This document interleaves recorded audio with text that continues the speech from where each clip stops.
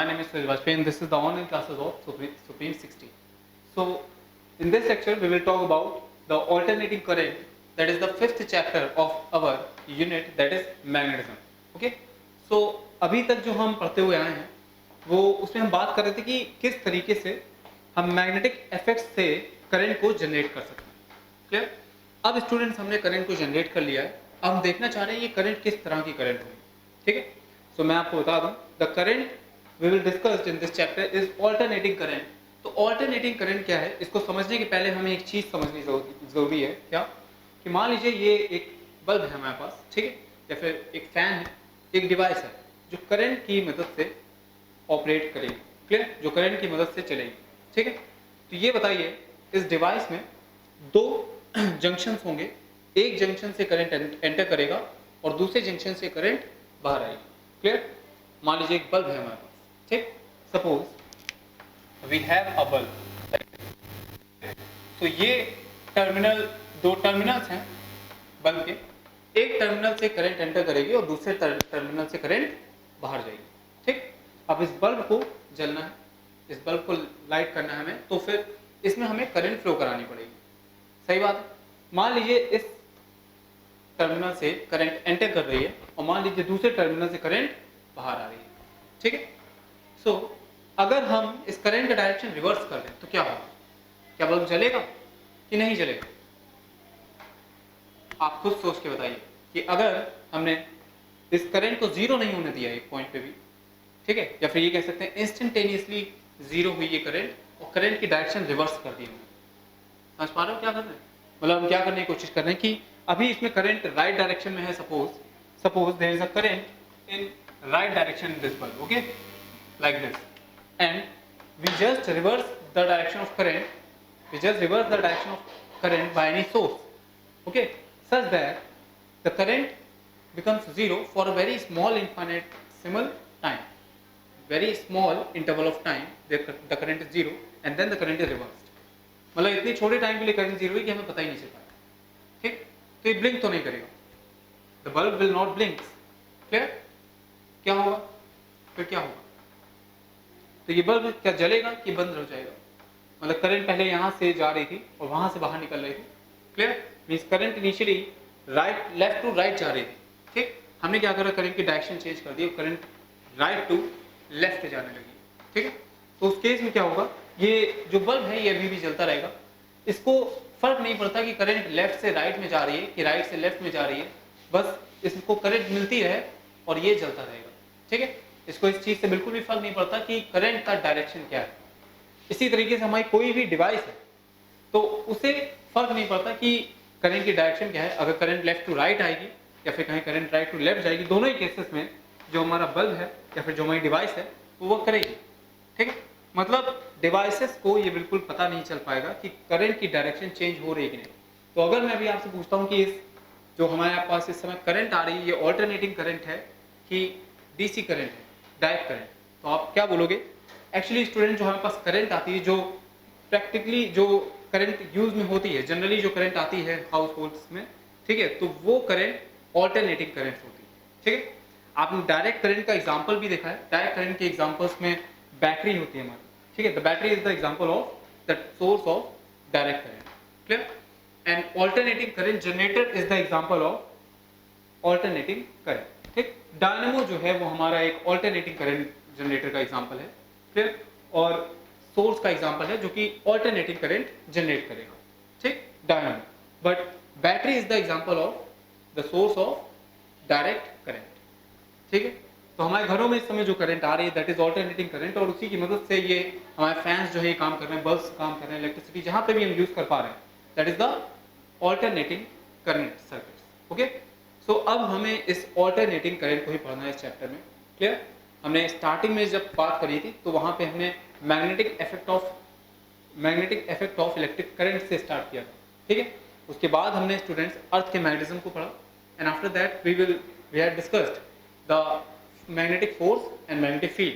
उसके बाद हमने इलेक्ट्रोमैग्नेटिक इंडक्शन की बात करी, जहां पे हमने मैग्नेटिक इफेक्ट्स की वजह से इलेक्ट्रिक करंट को जनरेट करना सीखा. ठीक है? और अब हम करंट जनरेट कर चुके हैं, हमारे पास करंट आ चुकी है. Clear? Because of the magnetic effects. Now let us discuss in this chapter the effects of this alternating currents on circuits.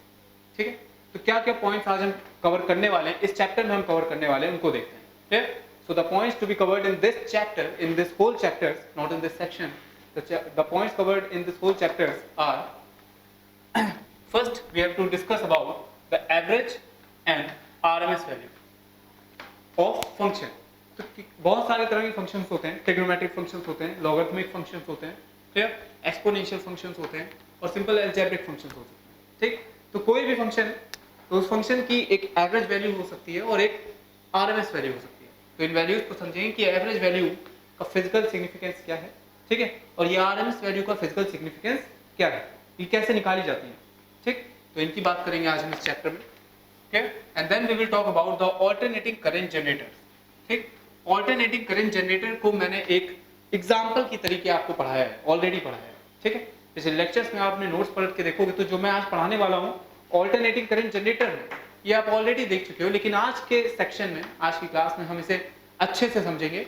हम पहले सबसे पहले पढ़ेंगे principle of alternating current generator and then we will discuss the construction of alternating current generator, then we will talk about the working of alternating current generator.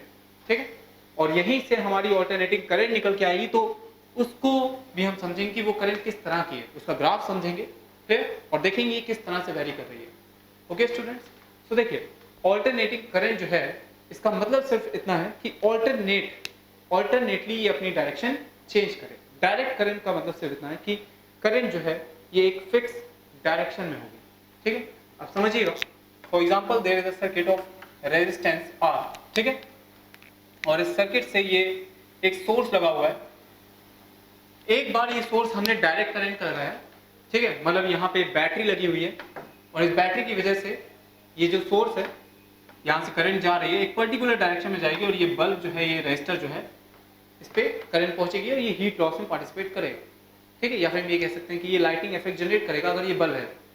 अगर ये simple एक heater है तो ये हीट लॉस में participate करेगा। ठीक, अगर ये फैन है तो इसकी एनर्जी मैकेनिकल एनर्जी में कन्वर्ट हो जाएगी। समझ पा रहे हो? तो ये सब प्रोसेस रेजिस्टर में होने वाले हैं।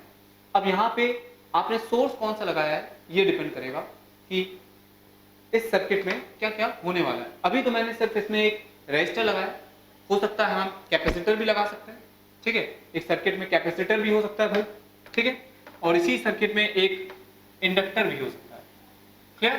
तो ये सारी चीजें हैं, लेकिन जब आप इसमें डायरेक्ट करंट लगाओगे, एक सोर्स आपने लगाया डायरेक्ट करंट वाला, तो उसकी बात हम कर चुके हैं। ठीक, डायरेक्ट करंट और fix current means non variable magnitude of current. तो कुछ टर्म्स हैं यहाँ पे। डायरेक्ट करंट आपकी जो है ये वेरिएबल भी हो सकती है और नॉन वेरिएबल भी हो सकती है। कैसे? अगर डायरेक्ट करंट है इसका मतलब ये है सिर्फ कि डायरेक्शन सेम रहेगी। वेरिएबल तो हो सकती है भाई, हम सर्किट का रेजिस्टेंस कम कर दें, ठीक है, या फिर सर्किट का रेजिस्टेंस बढ़ा दें। अगर हम सर्किट का रेजिस्टेंस रियोस्टेट की मदद से कम कर रहे हैं तो सर्किट का जो करंट है वो इंक्रीज होने लगेगा। ठीक, और अगर रियोस्टेट की मदद से हम सर्किट रियोस्टेट का रेजिस्टेंस हम इंक्रीज कर रहे हैं तो सर्किट का जो करंट है वो डिक्रीज होने लगेगा। ठीक, तो डायरेक्ट करंट आपकी वेरिएबल भी हो सकती है। क्लियर? इसी तरीके से जो इनडायरेक्ट करंट है, इनडायरेक्ट करंट मतलब है, और we can say alternating current, we can say here alternating current. जो अल्टरनेटिंग करंट है इसका मतलब इसकी डायरेक्शन जो है वो चेंज होगी। क्लियर? अब ये भी हो सकता है कि ये फिक्स टाइम इंटरवल में चेंज हो और ये भी हो सकता है ये डिफरेंट टाइम इंटरवल में चेंज हो, लेकिन डायरेक्शन चेंज होगी, इसको कह रहे हैं अल्टरनेटिंग करंट। ठीक, लेकिन इस चैप्टर में जो हम अल्टरनेटिंग करंट यहां से निकालेंगे, अल्टरनेटिंग करंट जनरेटर और वी कैन से डायनेमो से, वो एक पर्टिकुलर टाइप की करंट होगी, एक टाइम के साथ साइनोसोडियल फंक्शन होगा, मींस साइन का कर्व फॉलो करेगी ये जो करंट यहां से आएगी वो।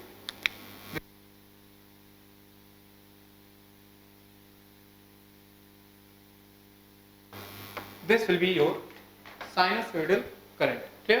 तो ये साइन कर्व को फॉलो करेगी, ये करंट जो यहां से निकलेगी, the alternating current will follow the sine curve. Okay, तो यहां पे ये alternating current का एक फिक्स टाइम पीरियड भी होगा जो कि आप जानते हो साइन के कर्व के टाइम पीरियड के बराबर होगा।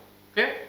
साइन की वैल्यू 2 पाई का पीरियड फॉलो करती है, तो ये करंट जो है ये भी 2 पाई बाय ओमेगा का टाइम पीरियड फॉलो करेंगे। ओके आगे बात करें तो डायरेक्ट करंट क्लियर है, इनडायरेक्ट करंट क्लियर है, या फिर ऑल्टरनेटिंग करंट क्लियर है। डायरेक्ट करंट में आपकी करंट का मैग्नीट्यूड फिक्स भी हो सकता है, वेरी भी कर सकता है। बस एक चीज ध्यान रखेंगे, इसमें करंट की डायरेक्शन जो है वो फिक्स रहेगी डायरेक्ट करंट में। लेकिन ऑल्टरनेटिंग करंट में क्या होगा, करंट की डायरेक्शन चेंज करेगी, एक फिक्स टाइम पीरियड के बाद भी चेंज कर सकती है, और हो सकता है कि टाइम पीरियड जो है चेंजमेंट का, डायरेक्शन के चेंजमेंट का वो फिक्स ना हो। क्लियर। लेकिन आज हम जो पढ़ने वाले हैं इस चैप्टर में, that is alternating current generator, उसमें जो आपकी करंट आएगी वो इस तरह की होगी, तो उसका टाइम पीरियड जो है चेंज का, डायरेक्शन की चेंजमेंट का जो टाइम पीरियड होगा that will be fixed. Clear. Now after that we will discuss about phasors. इसके बाद हम फेजर्स की बात करेंगे। ये फेजर्स क्या है मैं वहीं बताऊंगा आपको, ठीक है। तो after that we will discuss about the AC voltage applied to inductor. जब हम एक इंडक्टर में एसी वोल्टेज अप्लाई करेंगे, ठीक है। देखिए ये आपका कैपेसिटर है, और ये आपका कैपेसिटर, ये आपका रेजिस्टर, और ये आपका इंडक्टर। जब आप इसमें एक डायरेक्ट करंट फॉलो कराएंगे, डायरेक्ट करंट फ्लो कराएंगे, ठीक है, तो उसकी वजह से क्या क्या चेंजेस आएंगे ये हम ऑलरेडी पढ़ चुके हैं, ठीक है। आरसी सर्किट को हम पढ़ चुके हैं, हम आरएल सर्किट को पढ़ चुके हैं, क्लियर, और हमने एलसी सर्किट भी पढ़ रखा है, समझ पा रहे हो, ठीक। तो ये सब बात हम डायरेक्ट करंट के केस में कर चुके हैं ऑलरेडी, है ना। लेकिन आज के इस चैप्टर में हम क्या बात करेंगे, when AC voltage is applied to inductor circuit which have only inductance, clear, और resistor means circuit which have only resistance, और capacitor means circuit which have only capacitance, clear. जब इन अलग अलग सर्किट्स में हम एसी करंट फ्लो कराएंगे तब क्या क्या चेंजमेंट्स आएंगे इसकी बात करेंगे, and then we will talk about when we applied the AC voltage to LCR circuit, ठीक। मींस सर्किट में जब तीनों होंगे, रेजिस्टेंस भी होगा, इंडक्टेंस भी होगा और कैपेसिटेंस भी होगा, तो उस केस में जब हम AC करंट ट्रांसफर करेंगे तो क्या क्या चेंजेस आएंगे, क्या क्या वेरिएशन आएंगे इन सर्किट्स में, क्या क्या और क्वालिटीज हमें समझ में आएंगी, क्लियर, और क्या क्या इंपॉर्टेंट टर्म्स इसमें आएंगे, क्या होगा, क्या करंट होगी, क्या करंट का वेरिएशन होंगे, क्लियर। तो इन सब की बात आज इस चैप्टर में हम करने वाले हैं। Now after that we will discuss about the resonance in LCR circuit, resonance in LCR circuits, ठीक है। तो LCR सर्किट में रेजोनेंस की क्या कंडीशन होती है इसको हम देखेंगे। रेजोनेंस होता क्या है, इसमें क्या क्या चीजें होती हैं, पूरे इंटरेस्ट के साथ आप इस चैप्टर में बने रहिएगा, बहुत मजा आएगी, clear, because these things are very interesting, okay. And then we will discuss about the power in AC circuit. हम एसी सर्किट में पावर की बात करेंगे। देखिए डीसी सर्किट में जो पावर होती है that is simply VI, okay. So what will be the power in AC circuit, ठीक, इसकी हम बात करने वाले हैं। अभी तक जो भी हम सर्किट देखते थे वो सर्किट प्रॉब्लम्स इस डीसी करंट से रिलेटेड होती थी। अभी तक हमने कोई भी ऐसा सर्किट नहीं देखा, कोई भी ऐसी सर्किट की प्रॉब्लम नहीं देखी जहां पे मैंने आपको बताया कि यहाँ पे एसी करंट आ रही है। लेकिन अब जो हम यहाँ से इस डिस्कशन से आगे जब भी हम बात करेंगे सर्किट की, तो वहां पे डीसी करंट ना होकर बल्कि एसी करंट होगा, ठीक है। After that we will discuss about the transformer. तो ट्रांसफार्मर क्या होते हैं, ट्रांसफार्मर बेसिकली वो डिवाइसेस होती हैं जो हमारे पोटेंशियल को चेंज करती हैं, क्लियर। फॉर एग्जांपल मान लीजिए कि पावर हाउस में जो एनर्जी डेवलप हो रही है वो 800 वोल्ट पे हो रही है, लेकिन जो हमें अपने होम्स में एनर्जी चाहिए, इलेक्ट्रिसिटी चाहिए, वो इतने वोल्ट पे चाहिए ही नहीं है, क्लियर। मान लीजिए बल्ब हमारा 20 वॉट का है, ठीक, 5 वॉट का है, 10 वॉट का है, तो उसको चलाने के लिए हम 800 वॉट की एनर्जी का क्या करेंगे, 800 वोल्ट की, समझ पा रहे हो। तो हमें वोल्ट को कम करना पड़ेगा, हमें पोटेंशियल डिफरेंस को कम करना पड़ेगा। ये काम हमारा ट्रांसफार्मर का, ठीक है। तो ट्रांसफार्मर हमारे हाई पोटेंशियल को लो पोटेंशियल में भी कन्वर्ट करता है और लो पोटेंशियल को हाई पोटेंशियल में भी कन्वर्ट करता है। This is the working of transformer, इसीलिए इसको बोलते हैं transformer, to transform the voltage, the potential difference, okay. तो स्टेप अप ट्रांसफार्मर होते हैं, स्टेप डाउन ट्रांसफार्मर होते हैं। जब पोटेंशियल डिफरेंस को जब पोटेंशियल को ये कम कर देते हैं then this is step down transformer, जब पोटेंशियल को ये इंक्रीज कर देते हैं then this is step up transformer, okay. तो इन्हीं सब की हम बात करने वाले हैं आज के इस चैप्टर में, दैट इज ऑल्टरनेटिंग करंट, ठीक। Now our discussion will start from average and RMS value of functions and it will end on transformer. तो बहुत ही इंटरेस्टिंग चैप्टर होने वाला है, ठीक।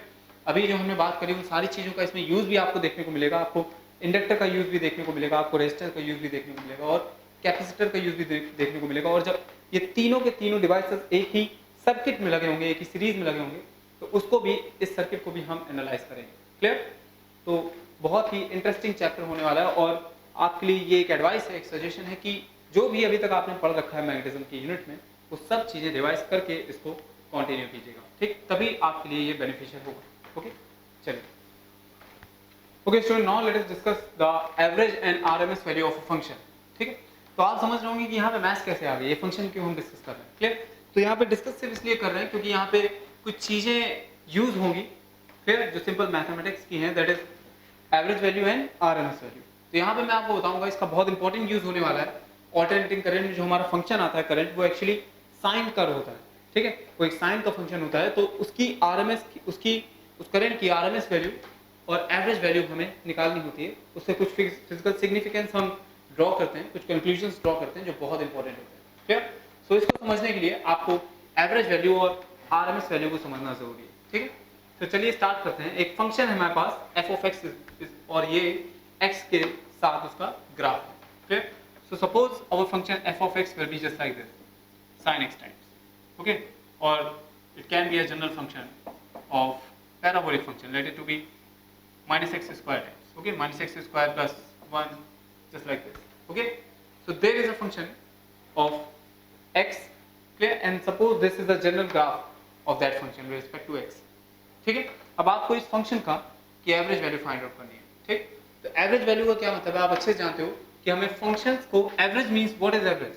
Average means sum of the numbers. Average, अगर कुछ numbers का आपको एवरेज निकालना है तो आप कैसे निकालेंगे? If you have to find average of some numbers, then what you will do, the average of some number is equals to sum of numbers, okay students, divided by item of numbers.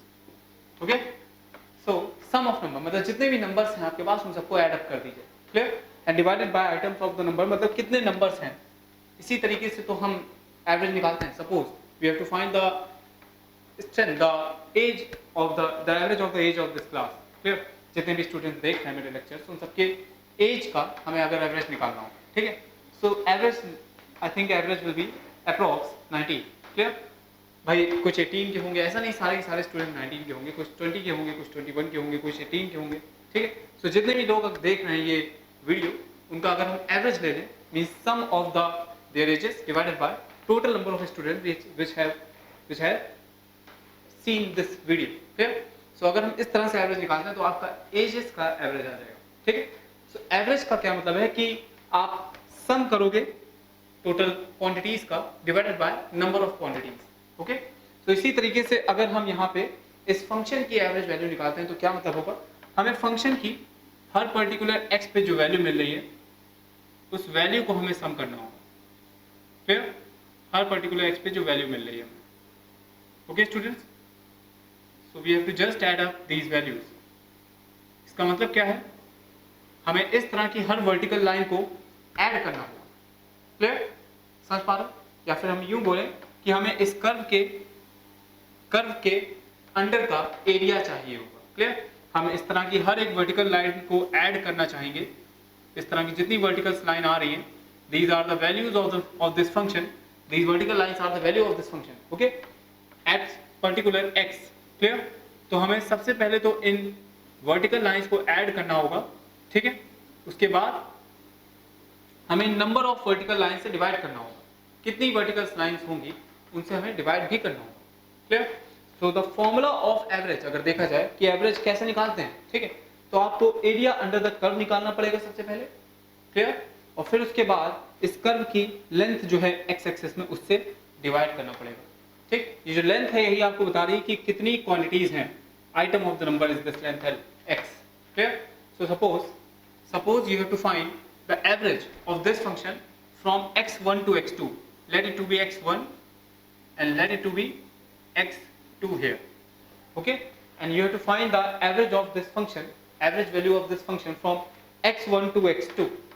ठीक है, आपको x1 से x2 में इस function की average value चाहिए, तो आप क्या करोगे, आप सिंपल सा एक काम करोगे, एवरेज निकालने के लिए आप सबसे पहले सम ऑफ द फंक्शन निकालोगे अलग अलग वैल्यू पे। तो सम का मतलब क्या है, सिंपली ये एरिया, क्लियर, x1 से लेके x2 तक का ये जो एरिया आ रहा है आपको ये निकालना है। और एरिया के लिए आप जानते हो simple mathematics say that the integration will give you this area under the curve. Okay, so we have to proceed from integration, clear। तो sum of the function जो आप निकालोगे वो इंटीग्रेशन की मदद से निकालोगे, that will be fx dx। आपको ये एरिया चाहिए तो सबसे पहले आप क्या करोगे, x की डिस्टेंस पे, let me use some different pen। तो x की डिस्टेंस पे आप एक dx का एलिमेंट लोगे, क्लियर, x की डिस्टेंस पे आप एक dx का इस तरह से एलिमेंट लोगे और इस dx का जो एरिया आएगा, ये जो एरिया आएगा ये आप रेक्टेंगल मानोगे इसको, ठीक है, और फिर आप ये एरिया निकाल सकते हो। इस एरिया की जो लेंथ होगी, जो रेक्टेंगल है इसकी लेंथ जो है ये fx की वैल्यू के बराबर है। इस पॉइंट पे इस x पे जो fx की वैल्यू होगी that is f of x, और f ऑफ x और इसकी ब्रेथ जो है दैट इज dx। तो fx डॉट dx कर दोगे then you will get what, the area of this rectangle. और इस तरह के जितने भी रेक्टेंगल्स आपको मिल जाएंगे उन सारे रेक्टेंगल्स को ऐड अप कर देंगे, ठीक है। इस तरह के जितने भी छोटे छोटे एरिया हमें dx के जितने भी एरियाज मिलेंगे उन सबको हम ऐड करना चाहते हैं। तो we have to integrate here. आपने इंटीग्रेशन में पढ़ा होगा, क्लियर, स्टार्टिंग में पढ़ाया जाता है इंटीग्रेशन, तो आपने पढ़ा होगा आई थिंक, क्लियर, क्योंकि आप इलेक्ट्रोस्टैटिक पूरा पढ़ चुके हो, वहाँ पे भी हमने काफ़ी सारा इंटीग्रेशन का यूज़ किया। तो I hope the things are very much clear. तो इंटीग्रेशन की मदद से जब हम इसमें लिमिट्स लगाएंगे that will be we want the average from x1 to x2, तो the limit will be x1 to x2। तो हमने इस तरह से fx dx का इंटीग्रेशन कर दिया x1 से लेके x2 तक, clear. Now we have to find the average, this is the sum of the numbers divided by item of the number, means quantity, कितने नंबर्स हैं। तो नंबर्स कितने होंगे, x1 से लेके x2 तक हैं, तो this length x2 minus x1 will give us the item of the numbers, clear। so this is very simple and basic concept to find the average of any function, clear। Suppose यहाँ पे जो आपका function था ये x के term में था, ठीक है। अगर मैं कोई दूसरा फंक्शन ले लूँ जो कि एक t के टर्म में फंक्शन हो, टाइम के टर्म में फंक्शन हो, let it to be f of t, let the function to be f of t, this type of function, then what you will do, you have to find the average of this function from t1 to t2, t1 time 1 से लेके आपको time 2 तक इसका average find out करना है, ठीक है। तो आप क्या करोगे, सिंपल बेसिक सा एक फॉर्मूला है हमारे पास, क्या, we have to use this formula, बस हमें x की जगह t पुट कर देना है, ठीक है। So our average will become in this case f of t dt। Method फंडा क्या है हमारा कि भाई हम t की डिस्टेंस पे एक dt का एलिमेंट लेंगे, clear, this is our element of length dt, और इसकी जो लेंथ, इसकी जो ब्रेथ है वो dt है, लेंथ इसकी f of t हो जाएगी। सो f of t into dt will be the area of this strip, clear. तो इस तरह से जितनी भी स्टेप होंगे हमको सबका एरिया चाहिए होगा। This is the sum of the function, so this f of t dt का इंटीग्रेशन t1 से लेके t2 तक divided by t2 minus t1, this will be the average, okay, from t1 to t2। समझ पा रहे हो। Suppose यहाँ पे मैं एक साइन का कर्व दे रहा हूँ, ठीक है। तो आपको बेसिक क्या है, सबसे पहले तो आप बेसिक नोट कर लो। Your basic is this is the formula of your average value, clear. ये एवरेज वैल्यू का फॉर्मूला है। इसके बाद हम आरएमएस वैल्यू भी समझेंगे। ये आरएमएस वैल्यू होती क्या है, इसका फुल फॉर्म क्या है। RMS means root mean square, full form मैंने अभी बता दिया, लेकिन मतलब मैं इसका जो फिजिकल सिग्निफिकेंस है इसकी बात मैं भी नहीं कर रहा हूँ, ठीक है। जो फिजिकल सिग्निफिकेंस की बात है वो मैं आगे करूँगा, ठीक है। सो कोई भी फंक्शन हो आपका, आप उसका एवरेज आराम से निकाल सकते हो, क्लियर। कैसे, सिंपली आप फंक्शन को इंटीग्रेट कर दोगे। मान लीजिए -x² + 1 है, तो -x² + 1 dx के साथ इंटीग्रेट कर दो x1 से x2 तक divided bye x2 minus x1, this will give our average of this function, okay. तो इस तरह से आप किसी भी फंक्शन का एवरेज निकाल सकते हो, ठीक है। अब एक एग्जांपल है, एक एक्सरसाइज आपकी, वो आपको करनी है। चलिए, so student, let us perform this exercise in which you have to find the average value of sin x in the interval x belongs to 0 to pi, closed interval, okay, and sin x where x belongs to 0 to 2 pi, and sin 2x where x belongs to 0 to pi, sin square x where x belongs to 0 to pi, or there are two questions, okay. Part 1 when x belongs to 0 to pi and when x belongs to 0 to 2 pi, clear. Cos square x when x belongs to 0 to pi or 0 to 2 pi, तो ये सारे आपके simple और basic questions हैं, आप graph के साथ भी कर सकते हो। तो सिंपली इनको आप सॉल्व करो, इस फॉर्मूले से भी सॉल्व कर सकते हो, ग्राफ से भी कर सकते हो, जैसे करना है करो, और मुझे इन सब की एवरेज वैल्यू बताओ। ठीक है, चलिए try. So student, now let us find the average value of this sin x. Okay, so sin x की जब आप एवरेज वैल्यू निकालोगे तो आपको sin x को इंटीग्रेट करना पड़ेगा, sin x से dx का integration from 0 to pi, clear, divided by x2 minus x1, this will be pi. Okay, now the differential integration of sin x. sin x का differentiation cos x होता है, sin x का integration minus cos x होता है, clear. So this will be minus of cos x. Okay, minus हम बाहर ले आएंगे, जब आप लिमिट लगाओगे 0 से pi, so this will be divide by pi भी है, भूलना नहीं। So this will be what, cos pi, this is -1, minus of cos 0, this is 1, so -2, और एक माइनस बाहर भी था तो 2 आ जाएगा ये, this will B 2 by pi. Okay, इसकी वैल्यू जो होती है 0.667 होती है, क्लियर, दिस विल बी 0.667। ठीक है, तो ये आपको वैल्यू याद होनी चाहिए, क्लियर, ये आपको वैल्यूज याद होनी चाहिए 2 बाय पाई की, क्लियर। 2 बाय पाई की जो वैल्यू है ये खुद से कैलकुलेट करो, यहाँ पे लिख लो। ठीक है, पहले खुद से कैलकुलेट करो फिर लिखो। सो this is the average value of sine x. ठीक है, साइन एक्स का कोई भी कर्व, इसकी जो एवरेज वैल्यू होगी ये 2 बाय पाई ही होगी, क्लियर। अब आप चाहें साइन एक्स के अंदर कुछ भी आप वेरिएशंस ला दो। ठीक है, मान लीजिए हम साइन एक्स के इस साइड कोई भी वेरिएशंस लेके आते हैं, clear, for example there will be sin x plus 1। ठीक है, तो इस तरह, लेकिन एवरेज वैल्यू जो है इसकी, जो इसकी एवरेज वैल्यू है ये यही रहेगी, clear. So I hope the things are very much clear to you. ठीक, अब sin x की एवरेज वैल्यू आप 0 से 2 पाई में भी निकाल सकते हो। Just pause the video and try it by yourself. Okay students, तो जब आप sin x की एवरेज वैल्यू 0 से 2 पाई में निकाल लो, दैट विल बी 0, क्लियर। आप इसको ग्राफ से भी चेक कर सकते हो, आपने इस फॉर्मूले से तो निकाल के देख ही लिया होगा। अगर मैं इसको डायरेक्ट ग्राफ से चेक करता हूँ तो sin x का जो ग्राफ है वो स्टूडेंट्स इस तरह से होता है, क्लियर। सो जब आप यहाँ पे एवरेज निकालते हो, इस ऊपर वाले डोम का जब आप एवरेज निकालते हो, सो this will be simply what, this will be simply 2 by pi, clear. लेकिन जब आप नीचे वाली क्वांटिटीज को का एवरेज निकालोगे साथ में, सो this will B -2 by pi, this will B -2 by पाई। जब आप इन दोनों का एवरेज निकालोगे तो दिस विल बी 0, क्योंकि जितने फंक्शंस आपको ऊपर मिलेंगे, जितने पॉइंट्स आपको ऊपर की तरफ मिलेंगे, उतने पॉइंट्स आपको नीचे मिल रहे हैं। सो कभी भी इस तरह का फंक्शन होगा which will be symmetric about x axis, then the average will be always becomes 0 in a complete interval। ठीक, एक कंप्लीट इंटरवल में जो एवरेज होगा वो 0 होगा।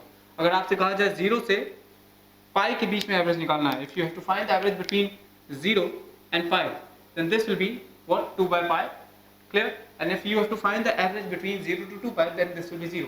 अगर आपको 0 से 3 pi by 2 के बीच में एवरेज फाइंड आउट करना है, तो इसकी भी कुछ पॉजिटिव वैल्यू होगी, क्लियर। और आपको अगर pi by 2 से लेके 2 pi तक एवरेज फाइंड आउट करना है तो इसकी कोई नेगेटिव वैल्यू होगी, क्लियर। लेकिन टोटल आप बस ये फॉर्मूला याद रखेंगे, इस फॉर्मूले से आप चलेंगे तो हर बार सही रिजल्ट पे पहुंचेंगे, क्लियर। अच्छा, आपने ये वाला क्वेश्चन ट्राई कर लिया होगा, ये वाला क्वेश्चन ट्राई कर लिया होगा। Now let us do this part, sin 2x का आपको एवरेज निकालना है फ्रॉम 0 से पाई। इस फॉर्मूले से ये बेसिकली आराम से आ जाएगा, ठीक है। और आप सीधे ग्राफ भी यूज कर सकते हो sin 2x का। तो जैसा कि आपको पता है कि जैसे ही आप यहाँ पे इस x के साथ 2 का मल्टीप्लिकेशन करते हैं तो पीरियड हाफ हो जाएगा, क्लियर। वैसे sin x का पीरियड 2 पाई होता है, लेकिन इसका पीरियड 2 पाई बाय 2 हो जाएगा, this will be pi. Okay, so यहाँ पे आपका 0 है, यहाँ पे पाई बाय 2 हो जाएगा, यहाँ पे pi. This is the graph of sin 2x। Okay, so इसका भी जो एवरेज वैल्यू होगी, इसकी जो एवरेज वैल्यू होगी 0 से पाई में, that will be 0 in this case, ठीक है। आप जब sin स्क्वायर x की एवरेज वैल्यू निकालेंगे तो आपको सिंपली इंटीग्रेशन करना है sin स्क्वायर x से dx का। अब ये इंटीग्रेशन आपने मैथ्स में समझा है, क्लियर। आप sin स्क्वायर x को, ये हायर पावर वाले टर्म्स हैं, इनको आप लोअर पावर में कन्वर्ट करोगे। sin स्क्वायर x को जो है ये sin 2x या फिर cos 2x में कन्वर्ट करोगे। जो भी फॉर्मूला आपको यूज करना हो आप यूज कर सकते हो। You can use cos 2x is equals to 1 minus 2 sin square x, clear, where sin square x is equals to what, 1 minus cos 2x by 2, ठीक है। तो इस तरह से आप जब sin square x को 1 minus cos 2x by 2 लिखोगे, वहां से इंटीग्रेट करोगे, then you will get the average value of sine square x in the period 0 से pi and 0 to pi by 2, 0 to 2 pi, clear. तो इस तरह से आप एवरेज वैल्यू इन सारे फंक्शंस की निकाल सकते हैं। तो एवरेज वैल्यू का सिग्निफिकेंस क्या है? देखिए, एवरेज वैल्यू का सिग्निफिकेंस ये है कि ये आपको टोटल एवरेज देता है, ठीक है। मतलब आप पूरी वैल्यू को अगर एक टाइम पीरियड में बताना चाहते हो तो आप उस वैल्यू को एक फिक्स वैल्यू से रिप्लेस कर सकते हो।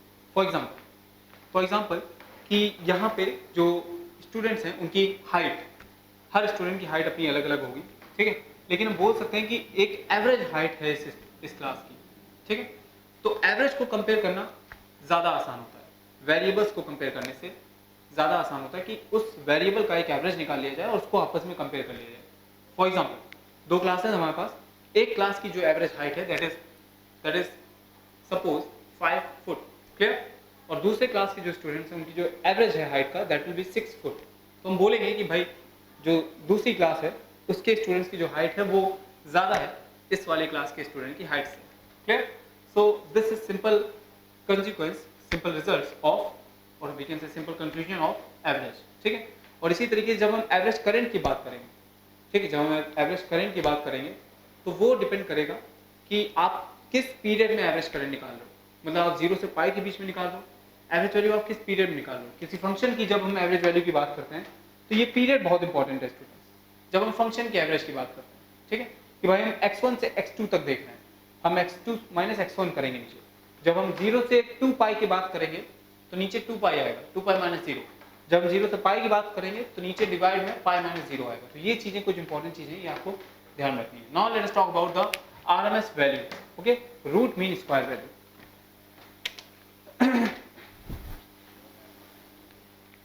देखिए, हमको आरएमएस वैल्यू की जरूरत क्यों पड़ी, पहले इसकी बात करते हैं। जब हम एवरेज की बात कर रहे हैं तो साइन एक्स का एवरेज जो है ये 0 से पाई में ये 2 बाई पाई आ गया, क्लियर। साइन एक्स का ग्राफ इस तरह से होता है, ये हमें पता है, क्लियर। ये साइन 2x का ग्राफ है। अगर हम साइन एक्स के ग्राफ की बात करें तो that will be like this is the graph of sine x, this is 0, this is pi and this is 2 pi, okay students. तो ये ग्राफ आपका आ जाता है साइन एक्स का एक्स के साथ, okay. So this is the graph. अब आप बताइए इसकी एवरेज वैल्यू 0 आ चुकी है एक 0 से 2 पाई के इंटरवल में, लेकिन क्या करंट सर्किट में, अगर मान लीजिए करंट आपकी इस तरह से है, I equals to I naught sine omega t, किस तरह से करंट, लेट अस सपोज, अभी मैंने इसकी बात नहीं करी कि करंट किस तरह से होगी, लेकिन हम इसकी बात करेंगे आगे। अभी हम मान लेते हैं कि करंट हमारी है I equals to I naught sine omega t time, okay.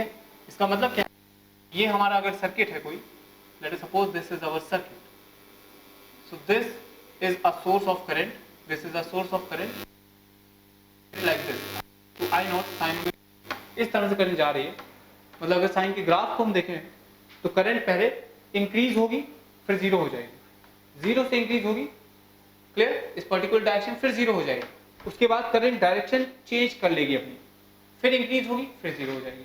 मतलब पहले करंट क्लॉकवाइज में इंक्रीज हुई फिर 0 हो गई, फिर करंट एंटी क्लॉकवाइज में इंक्रीज हुई और फिर 0 हो गई। मतलब एक बार current right left to right और एक बार करंट राइट टू लेफ्ट, ठीक। और अगर हमसे पूछा जाए एवरेज करंट कितनी सर्किट में, तो हम क्या बोलेंगे, 0। क्यों, बिकॉज आई डी टी का इंटीग्रेशन 0 से 2 पाई में divided by 2 pi, this will be 0, clear.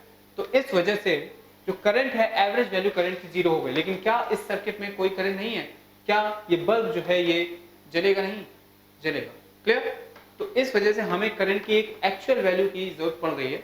Actual value तो एक्चुअली यही है I equals to I naught sine omega t, लेकिन ये वेरिएबल है, हमें एक फिक्स वैल्यू की जरूरत पड़ रही है जिसको हम रिप्लेस कर सकें, एक हमें फिक्स वैल्यू की जरूरत पड़ रही है जिसको हम रिप्लेस कर सकें इस करंट की वैल्यू से, ठीक है। तो हमें इस वजह से रूट मीन स्क्वायर की जरूरत पड़ी। रूट मीन स्क्वायर की जरूरत आगे क्यों पड़ी, आपको ये फंक्शन ये समझ में आएगा तब जब हम रूट मीन स्क्वायर के डेफिनेशन की बात करें। तो चलिए अब बिना टाइम वेस्ट किए हम रूट मीन स्क्वायर स्पीड की बात करते हैं। रूट मीन स्क्वायर वैल्यू की बात करते हैं ऑफ एनी फंक्शन, ओके। तो देखिए स्टूडेंट, अब हमको बात करनी है रूट मीन स्क्वायर वैल्यू की ऑफ एनी फंक्शन। तो कोई फंक्शन हमारे पास, मान लीजिए late us suppose a sine curve is a function, okay. This is f of x is equals to simply sin x, So this is our function and this is the graph between function and x. Okay. Now let us suppose we have to find the RMS value of this sine curve. Okay. RMS value का मतलब क्या है? RMS जैसा लिखते हैं एकदम उसका opposite होता है. मतलब सबसे पहले हमने रूट लिखा है, सबसे बाद में रूट लेंगे, उसके बाद हमने मीन लिखा है, तो मीन हम इस स्क्वायर के बाद लेंगे. ठीक. तो मीन सबसे पहले हमें स्क्वायर लेना है, फिर हमें उस स्क्वायर का मीन लेना है और फिर उसके बाद हमें उस मीन का अंडर रूट लेना है. Clear? Root. So this is our root mean square. We have to proceed from this square. Square then mean then root. Okay? So suppose अगर हमारे पास एक जनरल डाटा है, ठीक है, एक जनरल डाटा है जिसका हमें रूट मीन स्क्वायर लेना है, तो हम क्या करेंगे? मान लीजिए 1 2 3 4 5 6 ये नंबर है, 6 नंबर है, इनका रूट मीन स्क्वायर लेना है. तो हमको क्या करना है? सबसे पहले हम इसका स्क्वायर करेंगे. This is 1, this is 4, this will B 9, this will B 16, this will B 25 and this will B 36. Square हो गया. ठीक. अब उसके बाद हमें मीन लेना है, तो मीन के लिए 1 + 4 + 9 + 16 + 25 + 36 डिवाइडेड बाय मीन. कैसे होता है? Mean of square.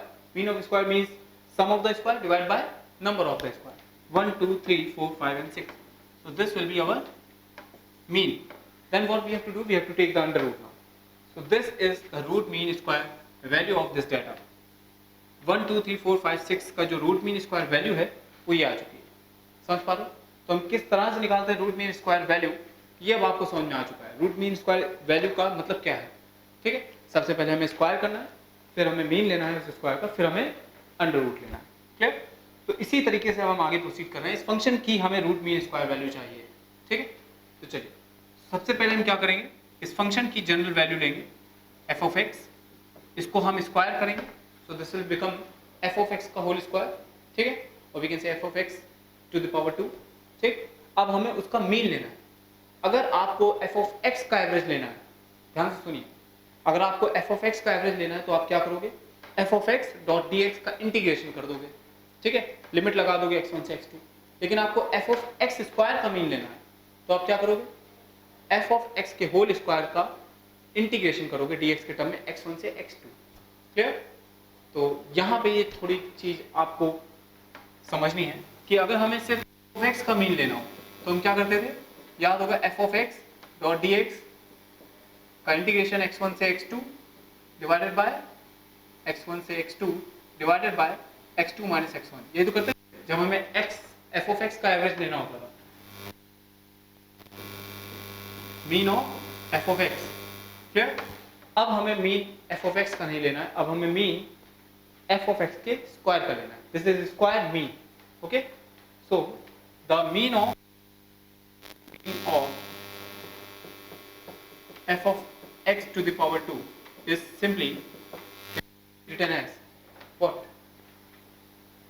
Can be simply written as this is f of x का होल स्क्वायर dx का इंटीग्रेशन x1 से x2 divided by x2 minus x1 और उसके मीन हो गया. क्लियर? अब हमें इसका अंडर रूट ले लेना है. क्लियर? अब हमें इसका अंडर रूट ले लेना है. So this will be our root mean this function. ठीक है. एक बार इसको फिर से समझेंगे, फिर से एक बार समझेंगे इसे.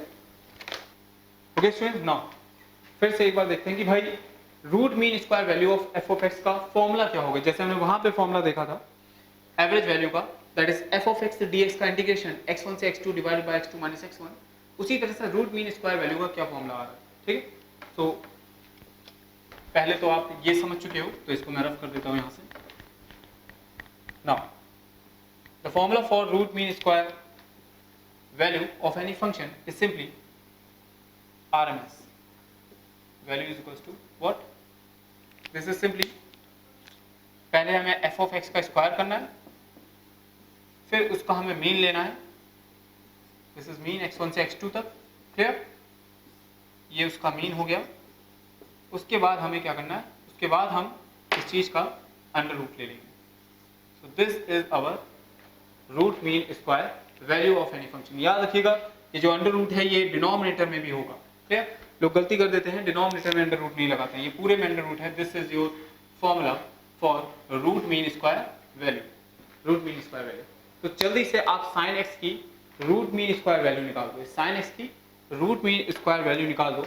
Find the root mean square, find the RMS value of this sine x once in the period 0 to pi when x belongs to 0 to pi, and second in the period when x belongs to 0 to 2 pi। तभी आपको समझ में आ जाएगा कि हमने ये RMS value क्यों निकाली। आप खुद समझ सकते हो। अब जो इसकी RMS वैल्यू है 0 से 2 पाई में 0 नहीं होगी। एवरेज वैल्यू 0 हो रही थी 0 से 2 पाई में, लेकिन RMS वैल्यू 0 नहीं होगी क्योंकि हम फंक्शन का स्क्वायर कर रहे हैं। तो जैसे ही स्क्वायर करेंगे तो ये जो नीचे वाला पार्ट है ये भी ऊपर आ जाएगा। समझ पा रहे हो?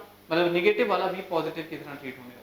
तो आरएमएस वैल्यू जो है ये ज्यादा एक्यूरेट वैल्यू बताती है उस करंट की, ये ज्यादा एक्यूरेट वैल्यू है। ठीक है?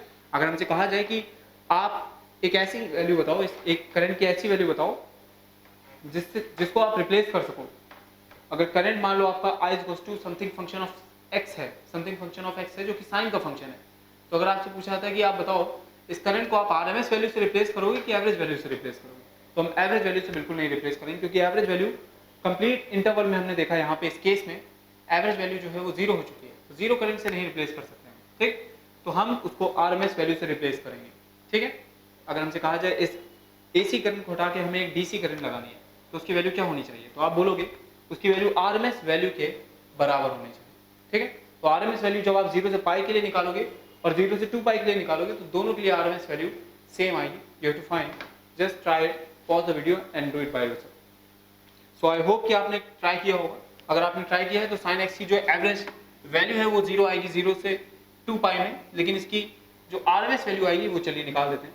तो जैसा कि बताया गया साइन एक्स का आपको स्क्वायर करना होगा, तो sign square x this will be sign square x, dx के साथ इसे इंटीग्रेट करना होगा 0 से 2 पाई में, 0 से 2 पाई divided by 2 pi. So you will get the integration of sine square x, you can find the integration of sine square x. Clear? और उसके बाद आप यहाँ से ये सिंपल फॉर्मूला यूज कर सकते हैं। ठीक है, so you will get your answer that is 1 by root 2. Okay, 1 by root 2, or we can say we'll get from here 1 by root 2. Okay, 1 by root 2 we can write it as root 2 into root 2.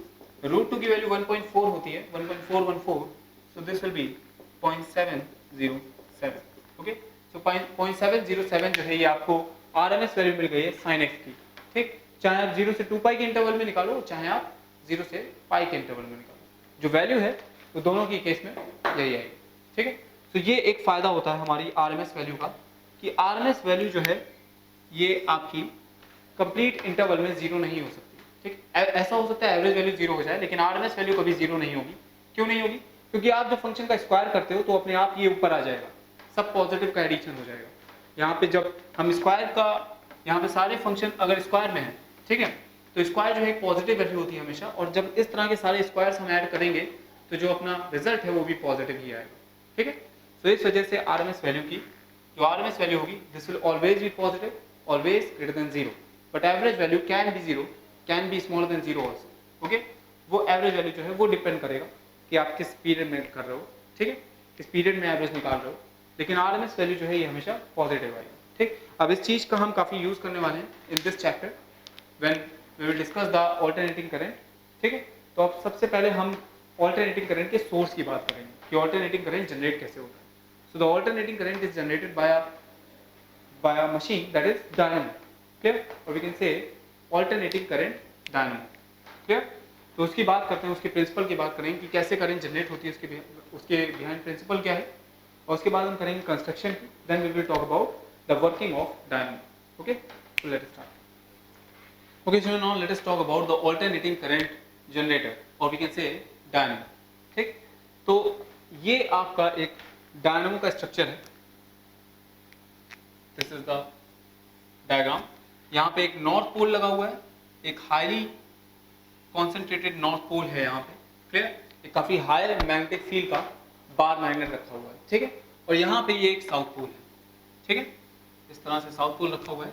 तो magnetic field lines जो है ये आपकी इस reason में, इस direction में exist कर रही है। Clear? This will be the direction of your magnetic field in the region of North Pole and South Pole. Clear? इस तरह से. अच्छा, तो बीच में ये आपका एक लूप है वायर का, ठीक है.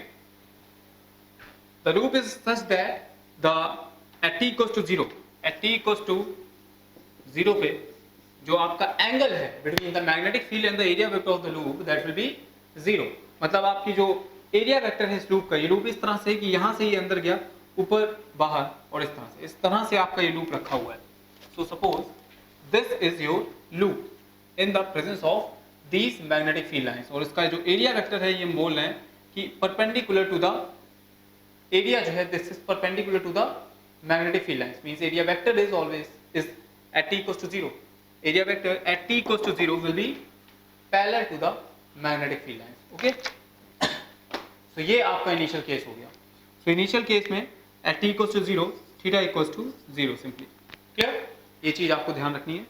Now it means the area vector will be in this direction initially the area vector will be in this direction. ठीक है. अच्छा, ये आपका अब इस एरिया वेक्टर से जो ये वायर्स जा रहे हैं, ठीक है, इस क्लोज लूप से, ये जो क्लोज लूप है ये आपका एक्सटर्नल सर्किट से कनेक्टेड है. किस तरीके से कनेक्टेड है ये देखते हैं. तो ये आपके वायर्स आए हैं. Clear? This is wire 1, this is wire 2 of the loop. Clear? और ये वायर 1 जो है ये एक रिंग से कनेक्टेड है. This is called slip ring. क्या बोलते हैं इसको? Slip rings. क्लियर? और ये स्लिप रिंग आपके कार्बन के ब्रश से कनेक्टेड है. ठीक है. अब ये इसकी क्या जरूरत पड़ेगी यह भी हम बाद में देखेंगे. पहले ही समझ लो इसका कंस्ट्रक्शन में यूज क्या क्या हो रहा है. ठीक है. तो सबसे पहली बार मैग्नेट्स यूज हो रहे हैं. दूसरी चीज रिंग्स यूज हो रही है. ये रिंग्स यूज हो रही हैं. क्लियर? जो कि इस तरह से सर्किट के एंड में, इस लूप के एंड में लगी हुई है. ठीक है. और इस रिंग से कार्बन के ब्रशेस हैं, कार्बन ब्रशेस.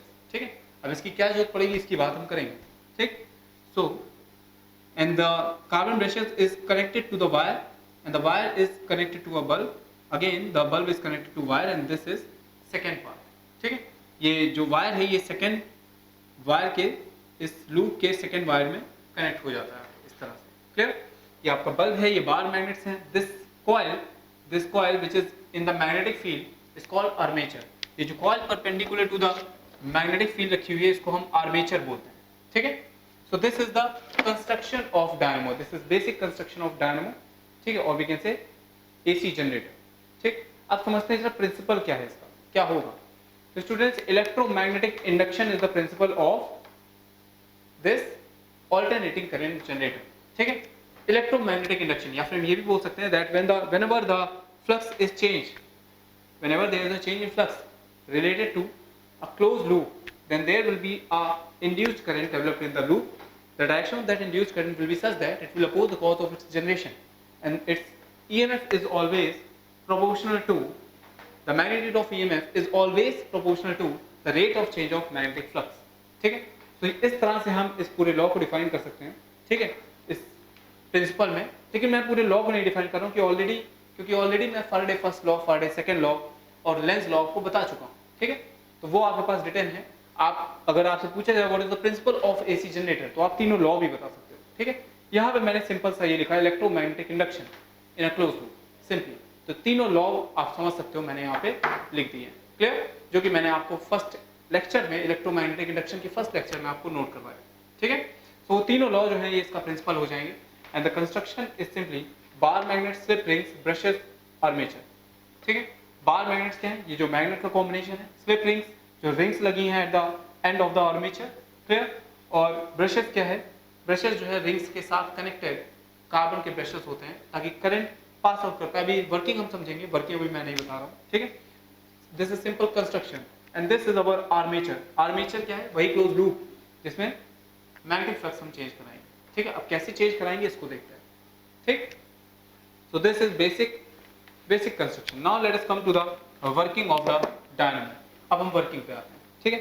तो स्टूडेंट्स, आप समझिएगा कि अगर मैं बात करूं इस आर्मेचर की एक्सिस की, ठीक है, हमें एक्चुअली में क्या करना है, हमें इस आर्मेचर को रोटेट कराना है.